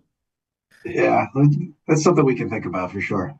Thanks. And maybe there's a strategy too that we can think about if it meets guidelines. And this, I often offer ideas, and Randy says that's not allowed to do. We can't do that to the roadways, but we could look at that. Maybe there's a way to just encourage the trucks can only take that right versus allowing a few vehicles to take a left. Well, we can look at that. I don't know if that exists, Randy. And we will need to talk to the fire chief about that to make sure Right. that that's something that they're comfortable with as well. Well, Yep. all right. So next on our hit list, my voice is slowly fading here. We have Dan Wells. I'm going to promote you. Once you're in, just name and address and you can unmute.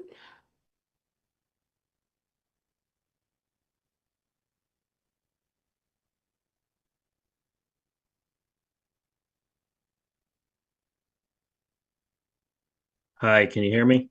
Yes, we can. You can go ahead, sir. Thank you, Christina. Dan Wells, 20 Butman Street. I'm not an abutter to the project, and I've only been in Hudson about 7 years, so take my comments with a grain of salt. And it's just more of a comment observation. Um, and I do want to thank you, Christina, and the rest of the planning board for the work you've done on this and everyone who's been involved. But Randy made a comment regarding some mitigations, and one of them was a break room, I guess, discouraging employees from leaving the property. But I don't think anyone really would have a problem with, 900 or 950 employees, frequenting Hudson's business and the restaurants for lunch. And I would just focus on the increased actual big truck traffic, which does seem to be what the planning board is doing. So that was my only observation. I wasn't here when Intel was here, but I don't think most people would have any objection to just a business with 900 people with employees coming to work and leaving. It's the increased 24/7 truck traffic that really should be the focus. And that was my comment. And thank you.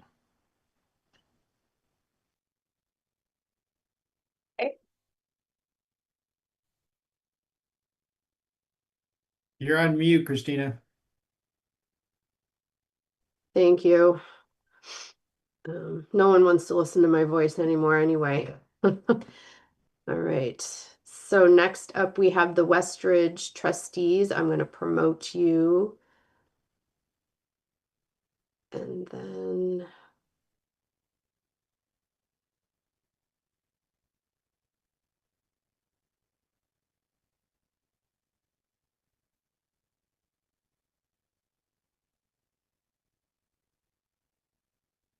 Hi, this is Carol Trio, 31 Hastings Road, Westridge, Board of Trustees. I'm the chairperson of the trustees.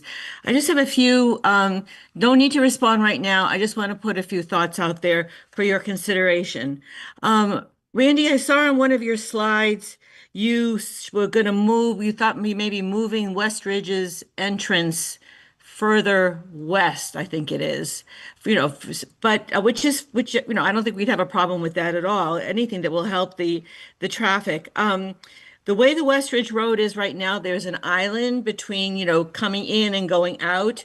So I think that should be taken into, it's not necessary that get repeated, but things like creating when you're coming in to make a left into Westridge, widening the road, creating a left-hand turn lane so that we don't have people coming up behind us.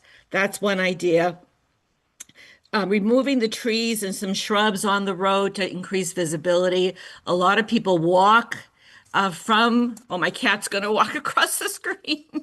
A lot of people walk from Westridge and from Quail Run. They walk to Stop and Shop and they walk along that street there. That sidewalk is pathetic. And then Forestdale also too is a lot of big trucks, car carriers parked there, and so it's dangerous for people walking, and I think we have to be sensitive to that. So I did want to say those. So I think the sidewalks are an issue.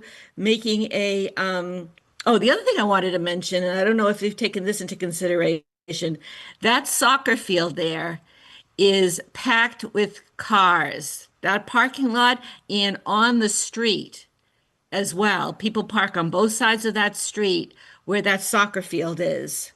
And that is, again, potentially hazardous for pedestrians.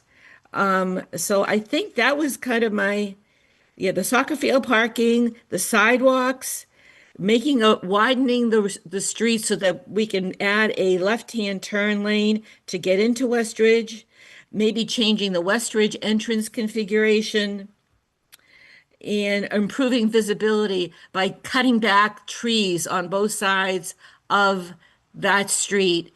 And again, just upgrading it. It's just very wild right now. So that's all I wanted to just bring to your attention. No need to answer. And thank you for everything you're doing. No, those are helpful comments. We appreciate that, and we'll keep them all in consideration. Thank you. Thank you so much. Okay.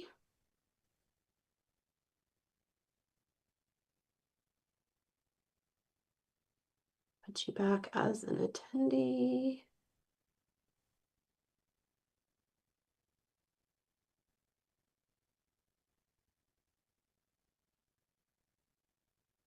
All right, so next on our hit list here, and our list is Helen Probst. So I'm going to promote you, and then you will have the floor.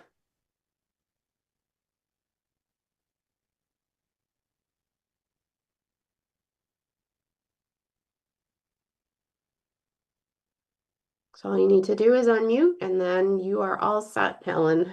Okay, can you hear me? Yes, we can. Okay, cool.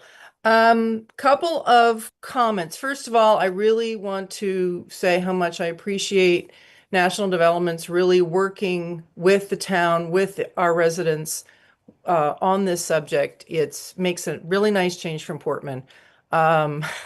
So, you know, whatever happens, you will have definitely tried, and you know, you get points for that. I live at 10 Barrett's Road at Westridge, and you know, yes, we are all concerned, and I don't want to flog a dead horse here, but I'm looking actually at your specific Hudson traffic report that was put out. And what in table 9 under site distance analysis summary, there's a distinction made. I mean, I'm sure the traffic people know this, between stopping sight distance and intersection sight distance, and what would be desired and what would be required. And even in the text, it says, well, we have the required, but we don't have quite enough is what we want. You know, if you want, I can quote it, but you can go find it. It's on page, well, 57 and 58 if it's the PDF, and page 50 or 51 if it's the actual sheet.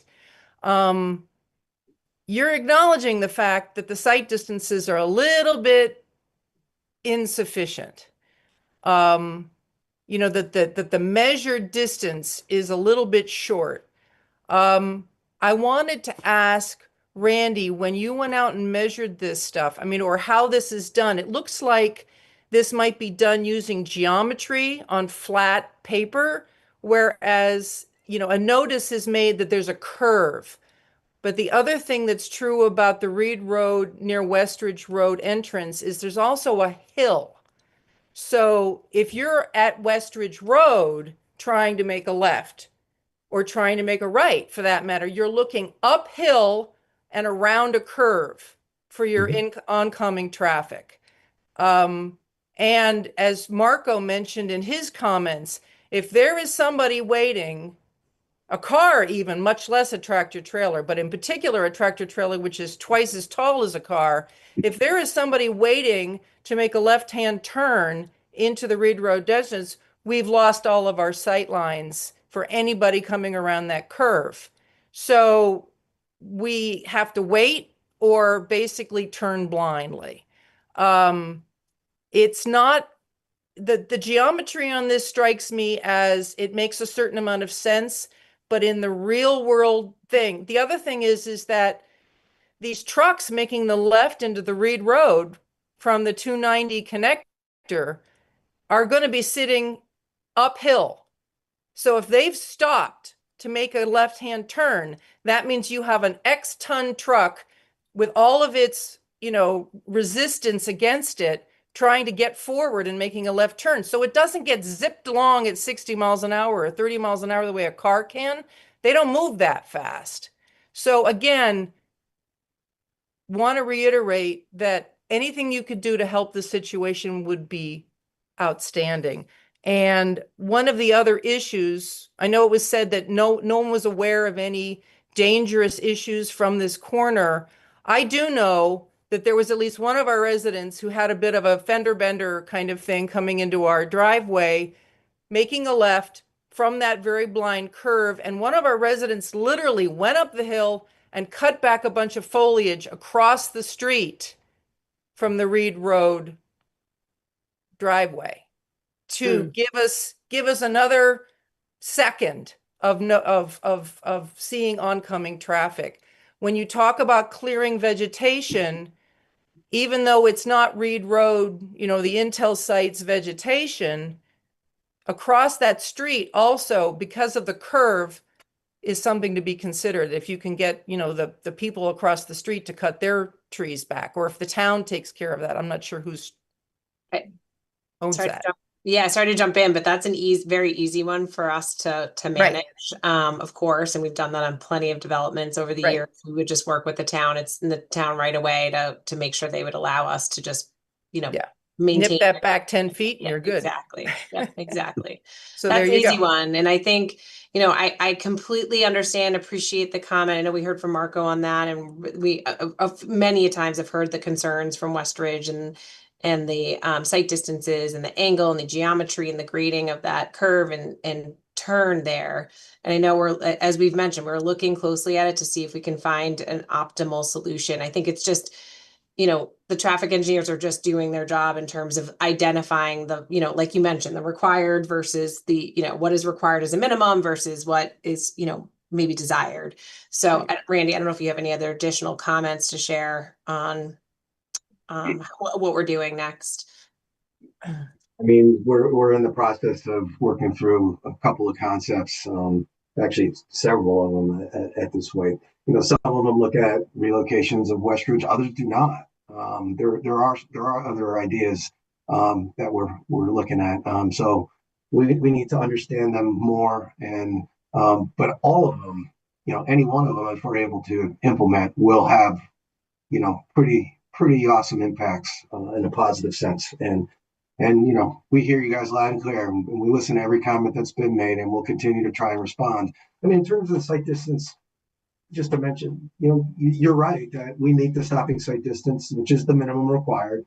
You desire the ISD, the intersection site distance, but a lot of times you don't meet it and you can't. If we were able to make the improvements that we're hoping to make, we'll probably exceed that easily. So we're working to move in that direction. We just have to understand everything before we can put it out in the public forum. Absolutely. And as I said, I appreciate what you're doing. My biggest question was, when you're doing this work, does grade ever play in? Absolutely. The work is not done at the desktop. It's done in the field. Okay, great. That's all I got. Thank you. And I think the first thing we did, right, Randy, is as soon as we kind of heard comments, we immediately went out. I think it was that next day or that afternoon, started to pull pull counts for the signal. I think I had the same concern, out of the gate until we were in the field measure. I wasn't sure if it was going to meet, but it does. And Bowman confirmed that. All right. Just one note that you mentioned that, Randy. Part of our review, and I did mention this earlier, we did actually do field review ourselves independently of the study area locations and these issues. Took our own measurements to confirm what was reported in the traffic study. So we had eyes out there. I was not out there personally, but our team had eyes out there to verify the findings of the study. Great. Thank you, Phil. All right, next up we have Carl Barnett. I'm going to promote you to panelist.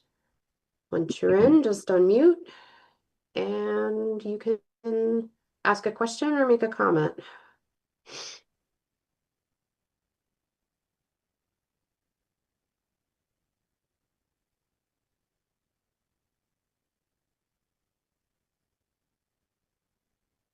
So you'll just need to unmute and then you will be all set.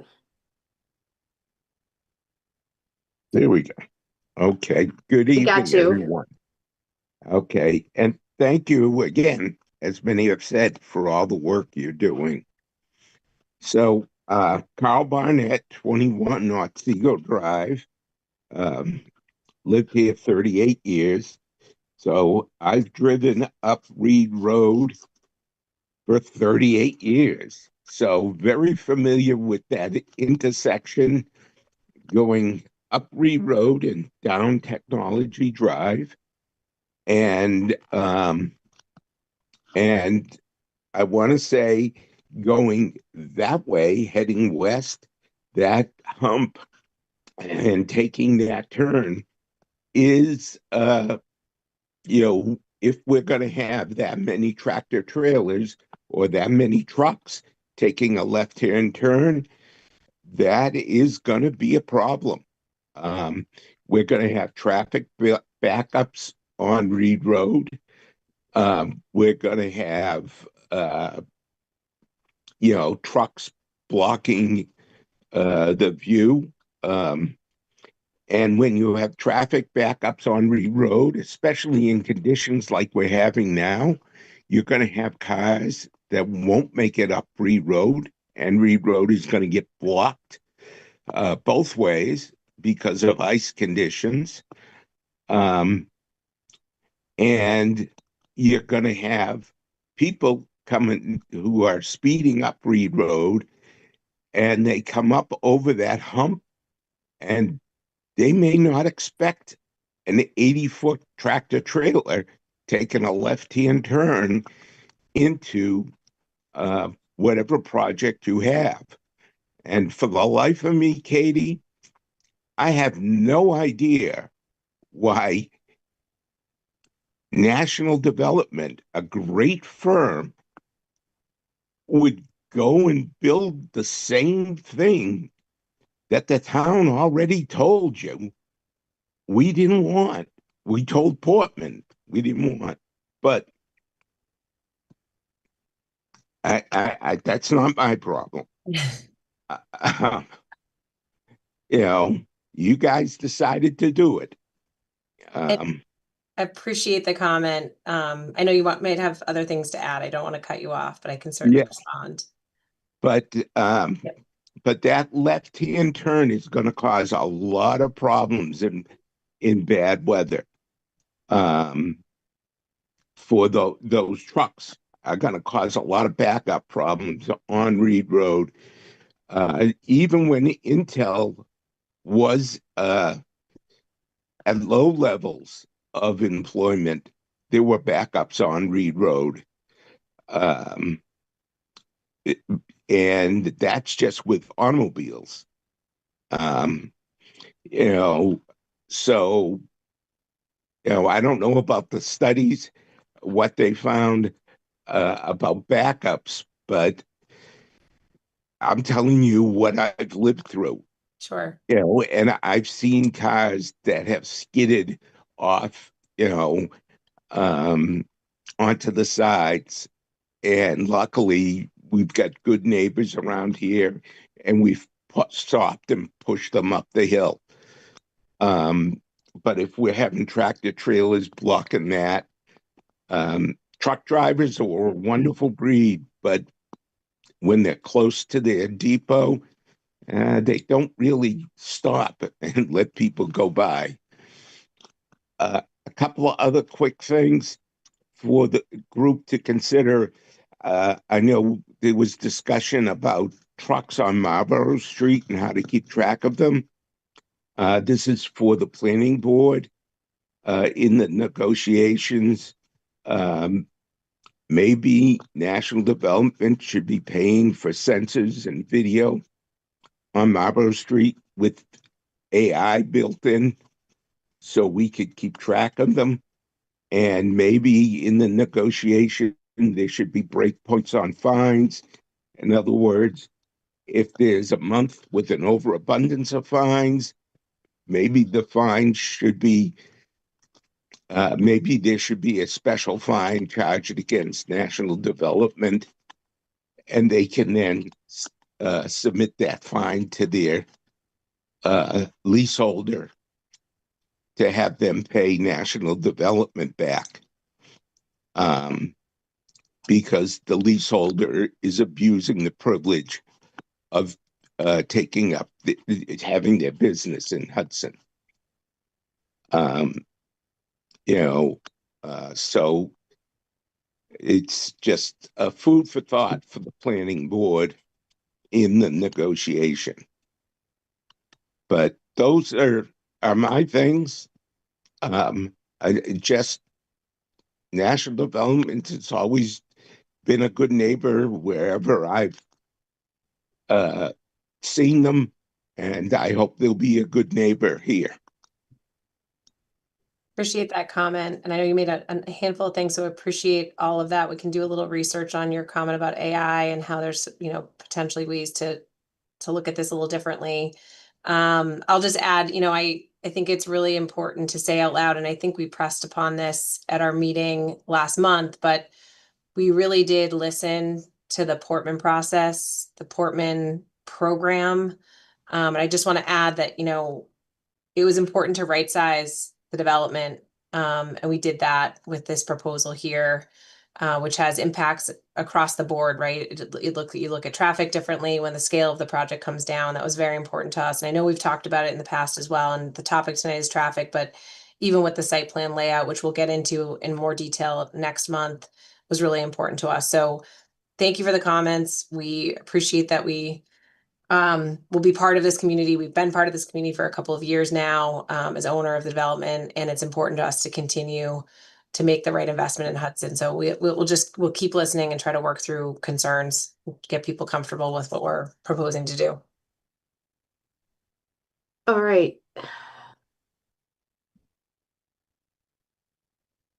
All right, so next up, so we have 2 remaining hands left. If folks do want to speak, please raise your virtual hand, because otherwise we're going to think we're ready to wrap up. So if you are looking to speak, please raise your virtual hand.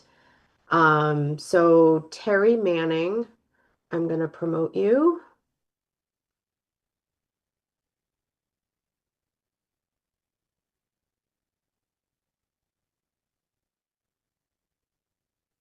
And if you just unmute and you can make your comment. Hi. Go ahead. Yeah, this is Ed Manning. Oh, okay. her better half at 14 Stevens Road. First, again, like others, I would like to thank you all for giving us this opportunity to, to voice our opinions. It's very important to us to do that. But I'd really like to address something. I've heard several references to this, both here and in the original Portman stuff about, how the Intel plant operated. And I just want to make the comment and make sure we're crystal clear here. I've lived underneath that Intel plant for 12 years, and I also have been personally next to 24-hour Amazon centers. And let me assure you, there is nothing similar between those two things. A 24-hour distribution center with all the trucks and the noise and the backup and the Drake brakes and all of that is nothing like what Intel was. Intel was a wonderful neighbor. So my hope is, I'm still looking at the little light at the end of the tunnel, that maybe, one of the tenants could be an office park or a lab or another light manufacturer like Intel. But let's assume worst case scenario, which I think you all have been addressing, which is a distribution center. And I'd just like to zoom out and just bring everybody's attention to this road, this Reed Road. It's just about a mile from the Intel exit down to the traffic light. And it's a small 2-lane road. The designers never in their wildest dreams imagined 40 trucks an hour on that road. And all of the discussion, I really want to keep the focus on the math. The math is what is very telling here. And these trucks, I've heard a lot of different numbers here. A typical tractor trailer rig with the trailer and the truck is approximately 70 feet, plus 5 feet of space between it and the next truck. A car, like let's say you have a Toyota RAV4, that RAV4 is 15 feet long. So a truck is equal to 4 of those RAV4s. And running at 40 trucks an hour, it takes very little disruption.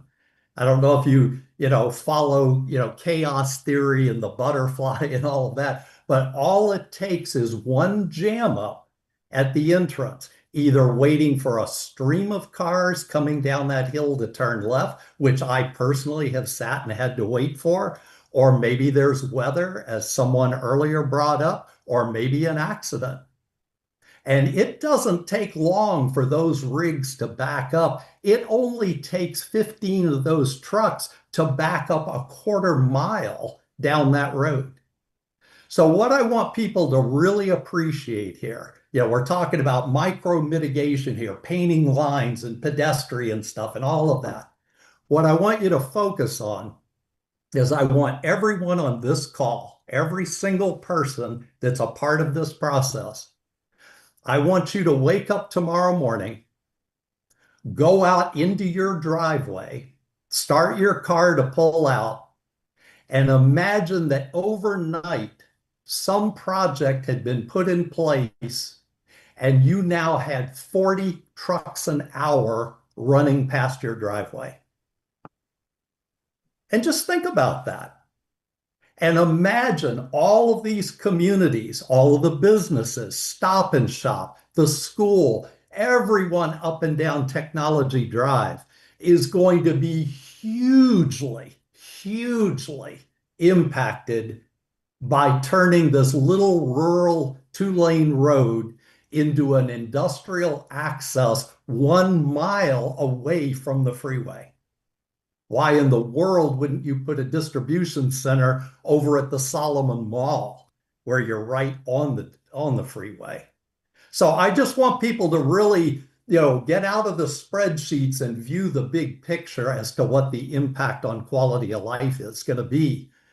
The last thing, by the way, that I will say is there's talk about, oh, we're going to tell the trucks to go here. We're going to tell the trucks to go there. I did just a very simple amount of Google research.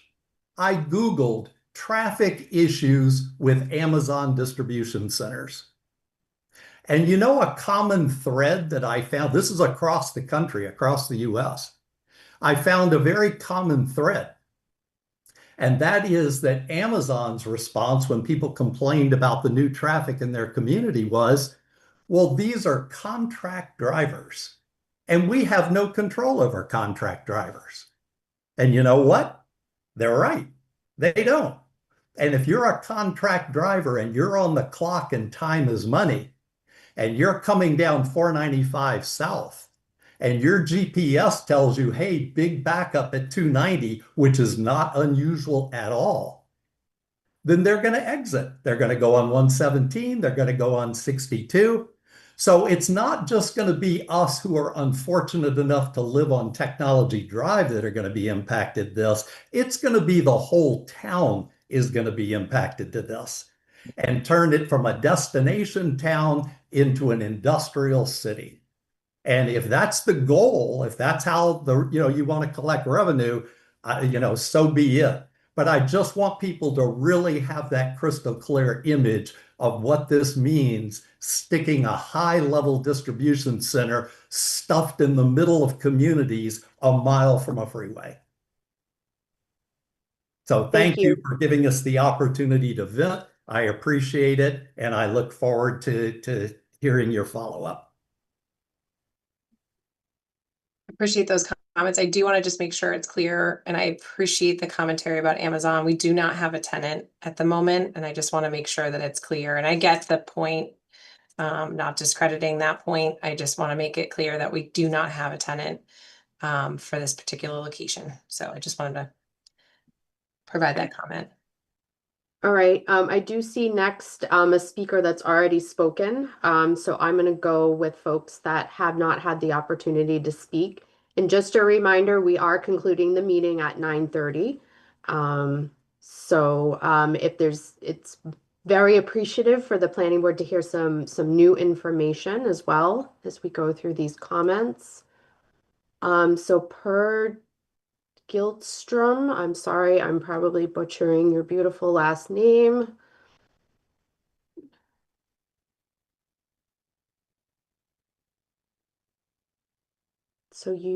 I did promote you, so if you just unmute and you can issue your comment, name and address, please. Can you hear me? Yes. Okay, yeah. This is Per Gilstrom on 34 Otsego Drive. I too have lived here for 38 years now and traveled the Reed Road and the Technology Drive. So a lot of the questions that have already been asked are those that I also have. I wanted to go back to what I call the perfect truck storm. You had mentioned that you had looked at the other project, which is BP's proposal to triple truck traffic to the transfer station, and that had been factored into this traffic study. I haven't had a chance to look at it, so I really appreciate a clear understanding on how that has been factored, because I think it was mentioned that those trucks would go other paths and not come here. But I have unfortunate privilege to listen to the jake breaking from 6 a.m. in the morning to the end of the day of trucks, many of which are BP trucks. So I don't understand this, and I'm really concerned that although you halved the horrible number that Portman showed, it's still a big number of trucks. Now, I don't fully understand how the two traffic studies will be combined and how that would impact the town.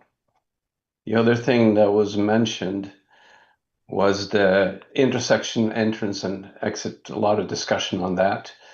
The fact that the road for the cars is tough. The fact that the sidewalk is also a problem. Well, I ride bikes. If you ever try riding a bike on Technology Drive today without any of this, the bike path is 5 feet wide till you get to that corner, that's the trouble corner, where the bike path is no longer. And then it starts up again after the curb. So talk about safety issues.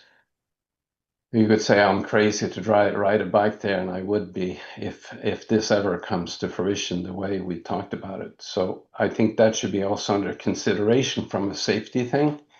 It's not just cars. It's not just people walking. I mean, we have sidewalks that are beautiful and then they end. And then I don't know what you're supposed to do, but walk with the cars, I guess. So please take a look at those aspects too. I would really appreciate that. Will do. And I don't know that some sign was put up for air brakes, jake brakes not being used. I don't know if anyone has ever been fined there. This is past the intersection for you guys. This is on Reed Road, the hill coming down. And it's a real noise pollution as well as the trucks emitting their fumes as well. So this is really been much worse in the latter years. Didn't remember having it this bad before. And my neighbor Tom, you talked to you about before, that intersection being very dangerous. I'd say it would be a case study for someone to say, if you want to design a really bad intersection, do it this way. A curb, people flying down.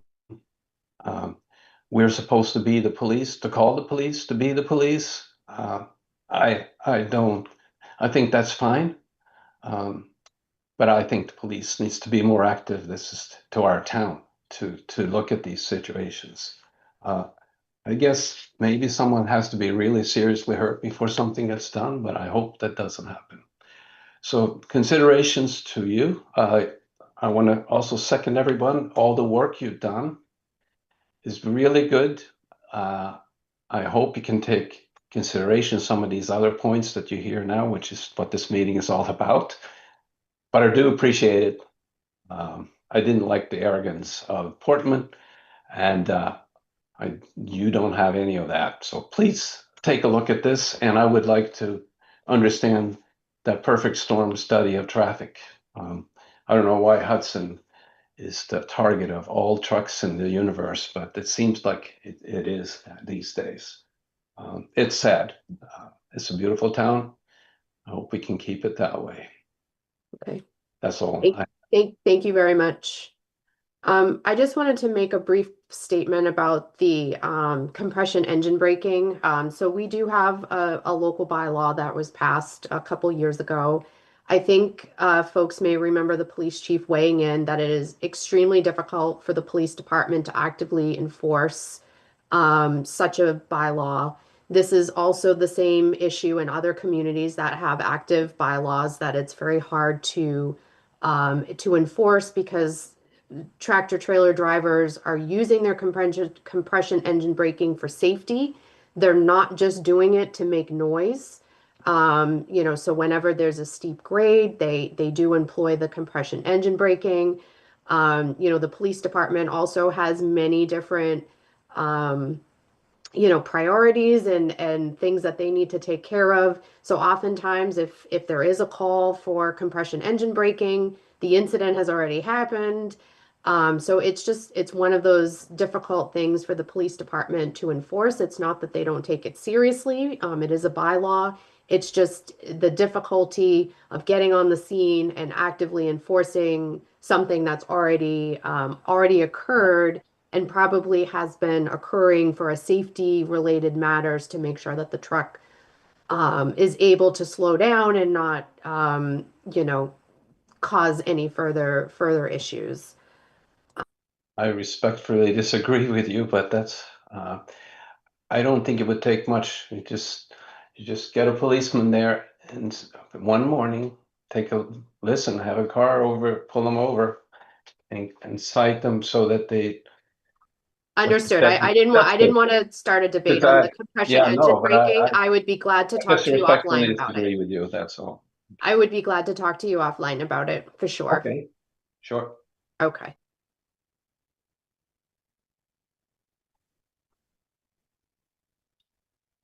Nope, you're muted, Christina. If folks could just be mindful of the time, we want to make sure that we get through everybody before 9:30. So if something has already been stated, we would appreciate new information.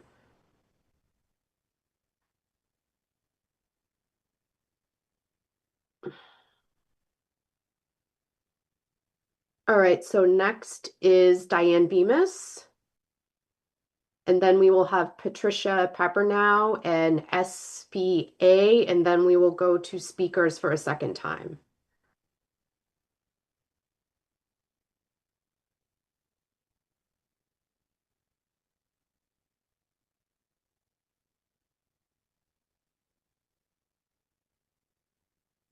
So if you want to unmute Diane, you are all set. Okay. I will make some very, very short comments, but in addition, there is one question that I would like to ask. Let's see. First comment. Thank you to National for listening to us. I'm Diane Bemis, Autumn Drive, and that's in Quail Run. I want to thank National for listening to us and Christina and the planning board, because there have been many adjustments to your plans made from the comments that we have brought forward, like the size of the building, the location of the building, and various mitigations for sound and so forth. And so we do very much appreciate that, though we do have some other asks, but I think National already knows that. I want to also comment on Daryl's comment about creating that or redesigning the entrance at 75 Reed Road so that the trucks can only turn right going out, and they can only turn from the highway left going in, and let all of the other vehicles enter through Marlborough Road, so that the trucks are not going to be coming up around town and coming up Marlborough Road and then eventually trying to turn into Intel, taking a right instead of a left. So that'll keep the trucks out of the rest of the town, because bottom line, if they can't get into their destination, because the design is they can only take a left turn in and a right turn out, that's going to help. I do want to say that Quail Run absolutely 100% supports Westridge and all of their ideas regarding their line of sight, because it is a pretty awful line of sight. I walk that area every day, and I don't even know how they get out and they get in at this point in time. But my question, I'm just wondering if maybe either Randy or Phil could clarify and help us to understand the anti-idling law that exists and what that means for trucks in and around our community. Randy, or Yeah, and the anti-idling law is really for, and I can check my work here, Diane, after this meeting, but it's really around the site itself. And when they're doing their loading and unloading operation, they're not allowed to idle for a period of time. They're not allowed to leave the truck on, for both environmental reasons. They don't want the truck burning fuel and making sounds. So it's really a strategy to use sort of insular to the site itself when trucks are doing their loading and unloading operation, to make sure that they're not, creating those issues. So it's an operational requirement that the operator within the site would be able to control, because they'll also be on the premises. Katie, if I could just add, this is Mark Vaughn, Council for National Development. It's actually a Mass DEP requirement. It's in their regulations. I think it's limited to, no more than 5 minutes, no unnecessarily idling, and there's fines that can be imposed as well. So would those fines be coming from national, or would those fines be coming from the state? And how do you regulate that? I don't know actually who implements the fines, but certainly we could look into that. But I do know that it's a state regulation. Okay. And that would be part of what NEPA might be looking into when you go forward in March for your final, I guess it won't be draft, it'll be environmental impact report. That's right. And I think we know too that there was comments even from the Portman process to ensure that the anti-idling would be required. And we know, again, it's a regulation, so we'd have to comply.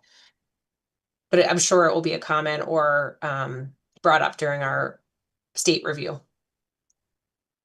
Okay. All right. Well, thank you very much. And thank you for everything that you've done. You're all working very hard. And of course, we're all very concerned and worried, those of us that live on or near Reed Road and Technology Drive. Thanks, Diane. Thank you. Okay, next will be Patricia Pepper now. I'm just going to put Diane back in the...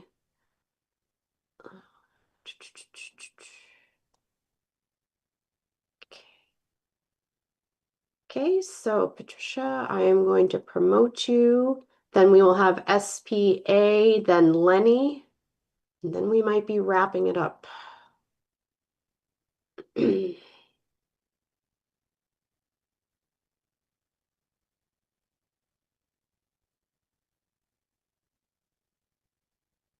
Okay, hear me? Yes, we can. You can go ahead.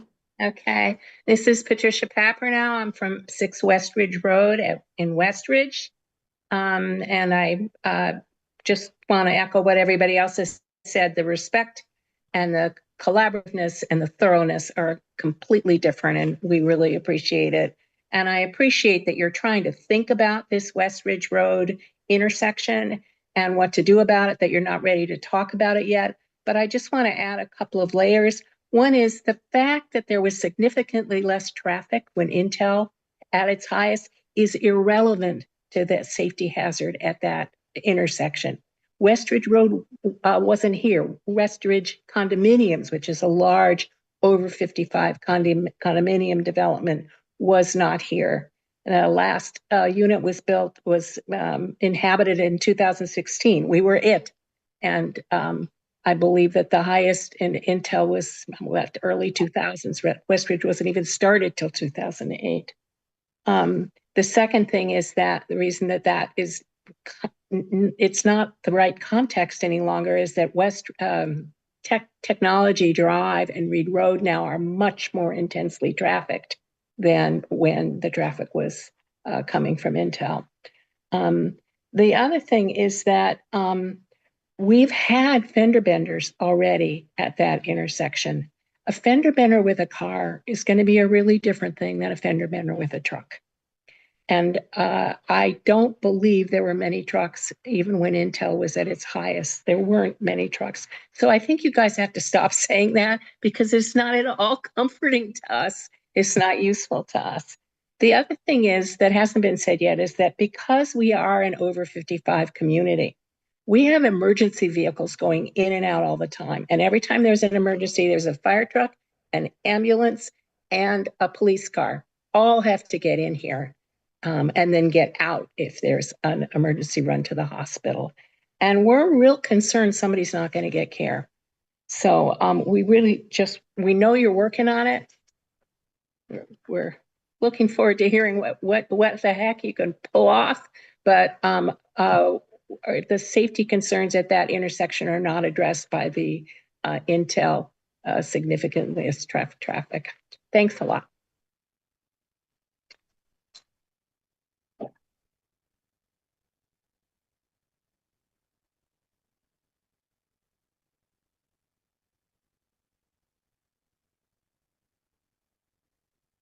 You're on mute, Christina.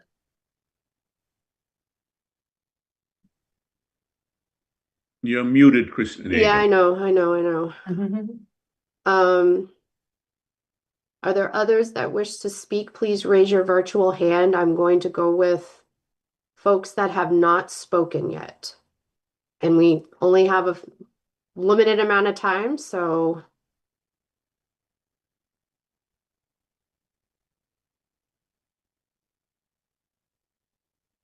All right, I don't see anybody in, okay, so I'm gonna let Joe Mitchell go from the planning board, and then we will hear from Lenny and SBA, and then I think we're probably gonna call it. We have heard from Mr. Barnett already.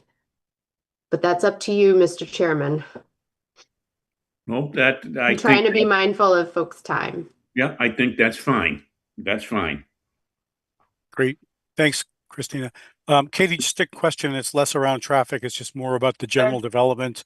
With the recent sale of Salmon Pond Mall to another national redeveloper, has that changed, or does that potentially have any impact for National's plans for this site as far as use? Things that come to mind. I know it's going to be driven by whatever tenants you get there, but one of the things that jumps to my mind is if we thought about using the site as a data center, right? High value, low traffic, low noise. Don't know if it's a feasible use of the site, but just curious again with the buyer of Salmon Pond, known for redeveloping into distribution centers. Not that that's what's going to happen there, might, but just curious if that No, impacts the site plans at all. good comment. I'm happy to go deeper into this too outside of this meeting, but we did spend a very significant amount of time exploring a data center use for this location. We are encouraged by the fact that there's significant power at this location served by Hudson Light and Power.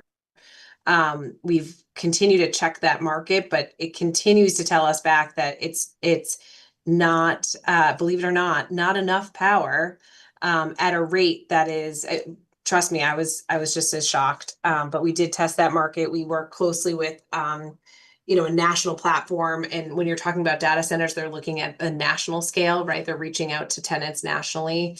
And we continue to be outpaced by other markets that have higher capacity in terms of power and lower rates. That's the really biggest challenge for any site in Massachusetts, even in Hudson, where power is really cost effective. So that's been the sort of challenge that we've faced in terms of trying to lure a data center type user. We've tried, we will continue to try. That doesn't, you know, change what we try to do here. But I would just add that the Solomon Pond sale doesn't really change our thinking in terms of what we're hearing from the feedback in terms of there is warehouse sort of desire for all the reasons I think folks know. Just its proximity to the highway network is the key, and that's what they're looking at. And obviously there's a 150 acre scale here, which offers some scale of land. So and trust me, I'm saying that knowing the comments that we've heard tonight and understand the concerns. Thank you. Yep.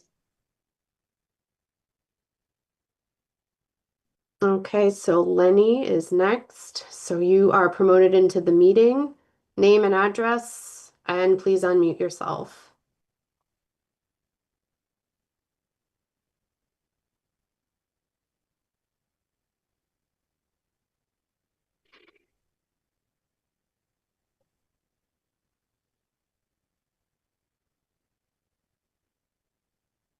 You just need to unmute yourself.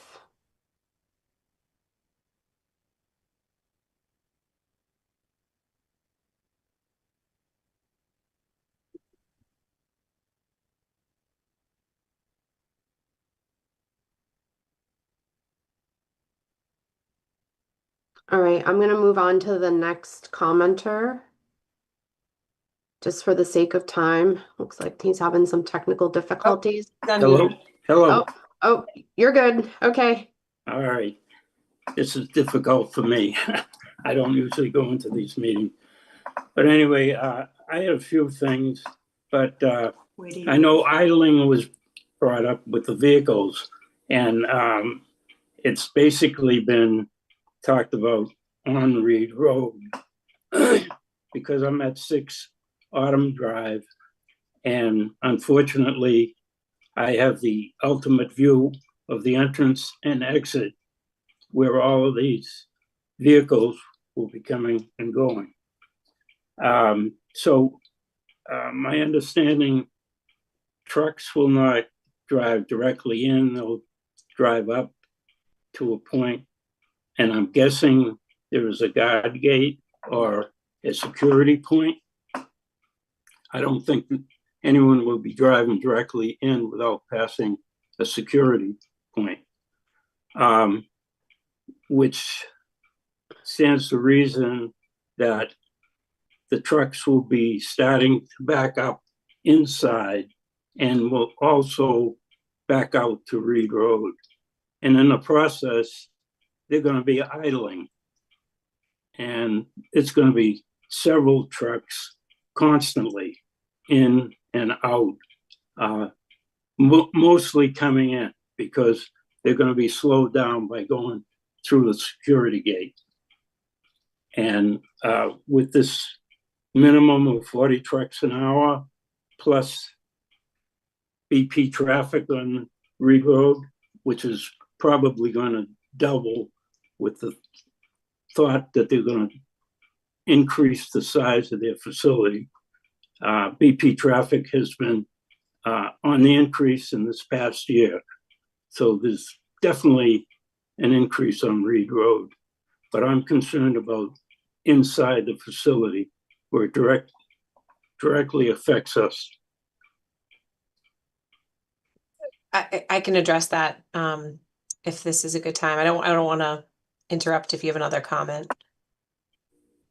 No. Okay. I'm gonna let that go for now. No problem. I just want to clarify briefly that there is a guard shack that is included in our site plan, and it's Randy, it's like further up the into the site. There will be no sort of impasse, if you want to call it that, as you pull into the entrance off of Reed Road. I think we calculated that distance. It's like almost 2,000 or 1,400 linear feet. Yeah, it's a long way. That was a significant change, I'll say, if you were to compare it to the prior developer who had that similar situation with needing a guard shack. They had it very close to Reed Road. We made that change very early in our site planning to basically eliminate that concern. So we have a really long run before there's any security moment for a truck that's entering the site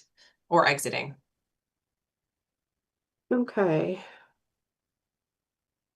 So our final comment for the night is Jim McNeese. And then we'll hear some closing remarks from the planning board chair on what's next. And then we will be calling it an evening. Okay. You have the floor, sir. Okay, can you hear me now? Yep, we can. Question for Randy, a suggestion. This will be real quick. In your studies, you do a lot of simulations and you come up with worst case scenarios, 95%, and then you come up with some numbers, and from that you make your conclusions that, there is a problem and there is not a problem in a particular situation. So relative to the turn at the Westridge Road that we've been talking about, clearly on the other side, there's a big gap there with all the abutters visioning, two 47-footers sitting there, and as one pulls away, another one pulls up, and we're kind of stuck there. Is there any type, and I expect the planning board probably has trouble trying to visualizing which one is correct. Is there any type of software out there that allows you to build any kind of a visual dynamic model that represents all of the queuing that goes on there? So that rather than talking in worst case scenarios, somebody can actually sit and watch a dynamic model play out over a period of, half an hour during a worst case scenario. So that's my question. It might help us allay our fears. Yes, there is.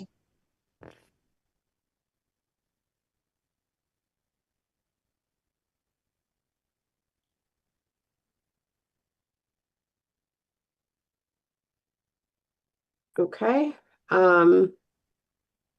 So we are going to wrap it up for the evening. Before I turn it back to the planning board chair, I just wanted to say thank you to members of the public for your participation and for muddling through the Zoom webinar. Thank you to the planning board as well as all of the team members here from National, from VHB, and from Bowman. And Mr. Chairman. Okay, thank you. Thank you. Thank you, everyone. To be honest, went much smoother than I thought it would. And it was easy. You could read everything. You could understand everyone. I think it was well done. Thank you. Our next meeting is going to be February 25th. And National Development has asked for this time because they have a few more pieces to put together. And they're waiting on, Katie, I'll let you speak. That's fine. Go ahead. Absolutely. So yes, I think it's helpful that we can take this time. We've obviously received a lot of feedback this evening. I think we can address a lot of the concerns we heard. So I think a little bit extra time, a month is actually not that long, all things considered, to do our homework, follow up. We can respond to some of the things we heard tonight. We can work through the process with Bowman. And then continue the evaluations that we're doing specifically on Westridge and the concerns we heard tonight. So that extra time will help not only from a traffic perspective, but we do also have new material to present on the 25th, and we'll plan to do that. And that'll include some, enhancements and some additional tweaks and changes we've made to the plan. So we'll pull all those pieces together, appreciate the extra time to get our materials together, and look forward to that discussion on the 25th. All right, thank you. And I heard that brought to my mind quite a few things about different turns at Reed Road and the entrance to the site, and we'll see what can be done moving Westridge's road down to the west. Maybe that helps with sight distances and whatnot. But there were quite a few things that were brought up, and some that I didn't think of, and some that can all go into the mix and see how it happens. So again, if no one has anything else to say with the group that I have in front of me, I'm going to make a motion to adjourn the meeting. Can you need to also vote to continue the meeting to February 20th. That's the first thing to do. That is when I said it was continued. Yeah, that's I'm right. looking right at the attorney at the moment. No, we have to make a motion. You're right. Sure. So I'll make a motion to continue the public hearing to February 25th, Wednesday, February 25th at 7 p.m. Just again, everyone that is here and listening, you will not receive another notice in the mail. This is the notice. So thank you. I'll second that, Bob. Motion's been made and second. Any further discussion? Okay, because we're remote, it has to be a roll call vote. Okay, David, Yes. Bob, Yes. Joe, Yes. and Daryl. Yes. Okay. Right, now, I'll entertain a motion to adjourn. Second that. Motion's been made and second. Any further discussion? Now, those are non-debatable motions, so. I will call the roll for formality. Sure. David, Yes. Joe. No. Yes. Yes. Daryl. Yes. And Bob. Yes. Okay. Again, thank you. Thank you very much, everyone. And Katie, you and Randy and your team have some work to do. So thank you. Thank you. Good night, everybody. Thank And those you. that you. have the flu, Bye. feel better. And thank you to HUD-TV for covering this. We'll see everybody next month. Thank you. Thank Thanks. you.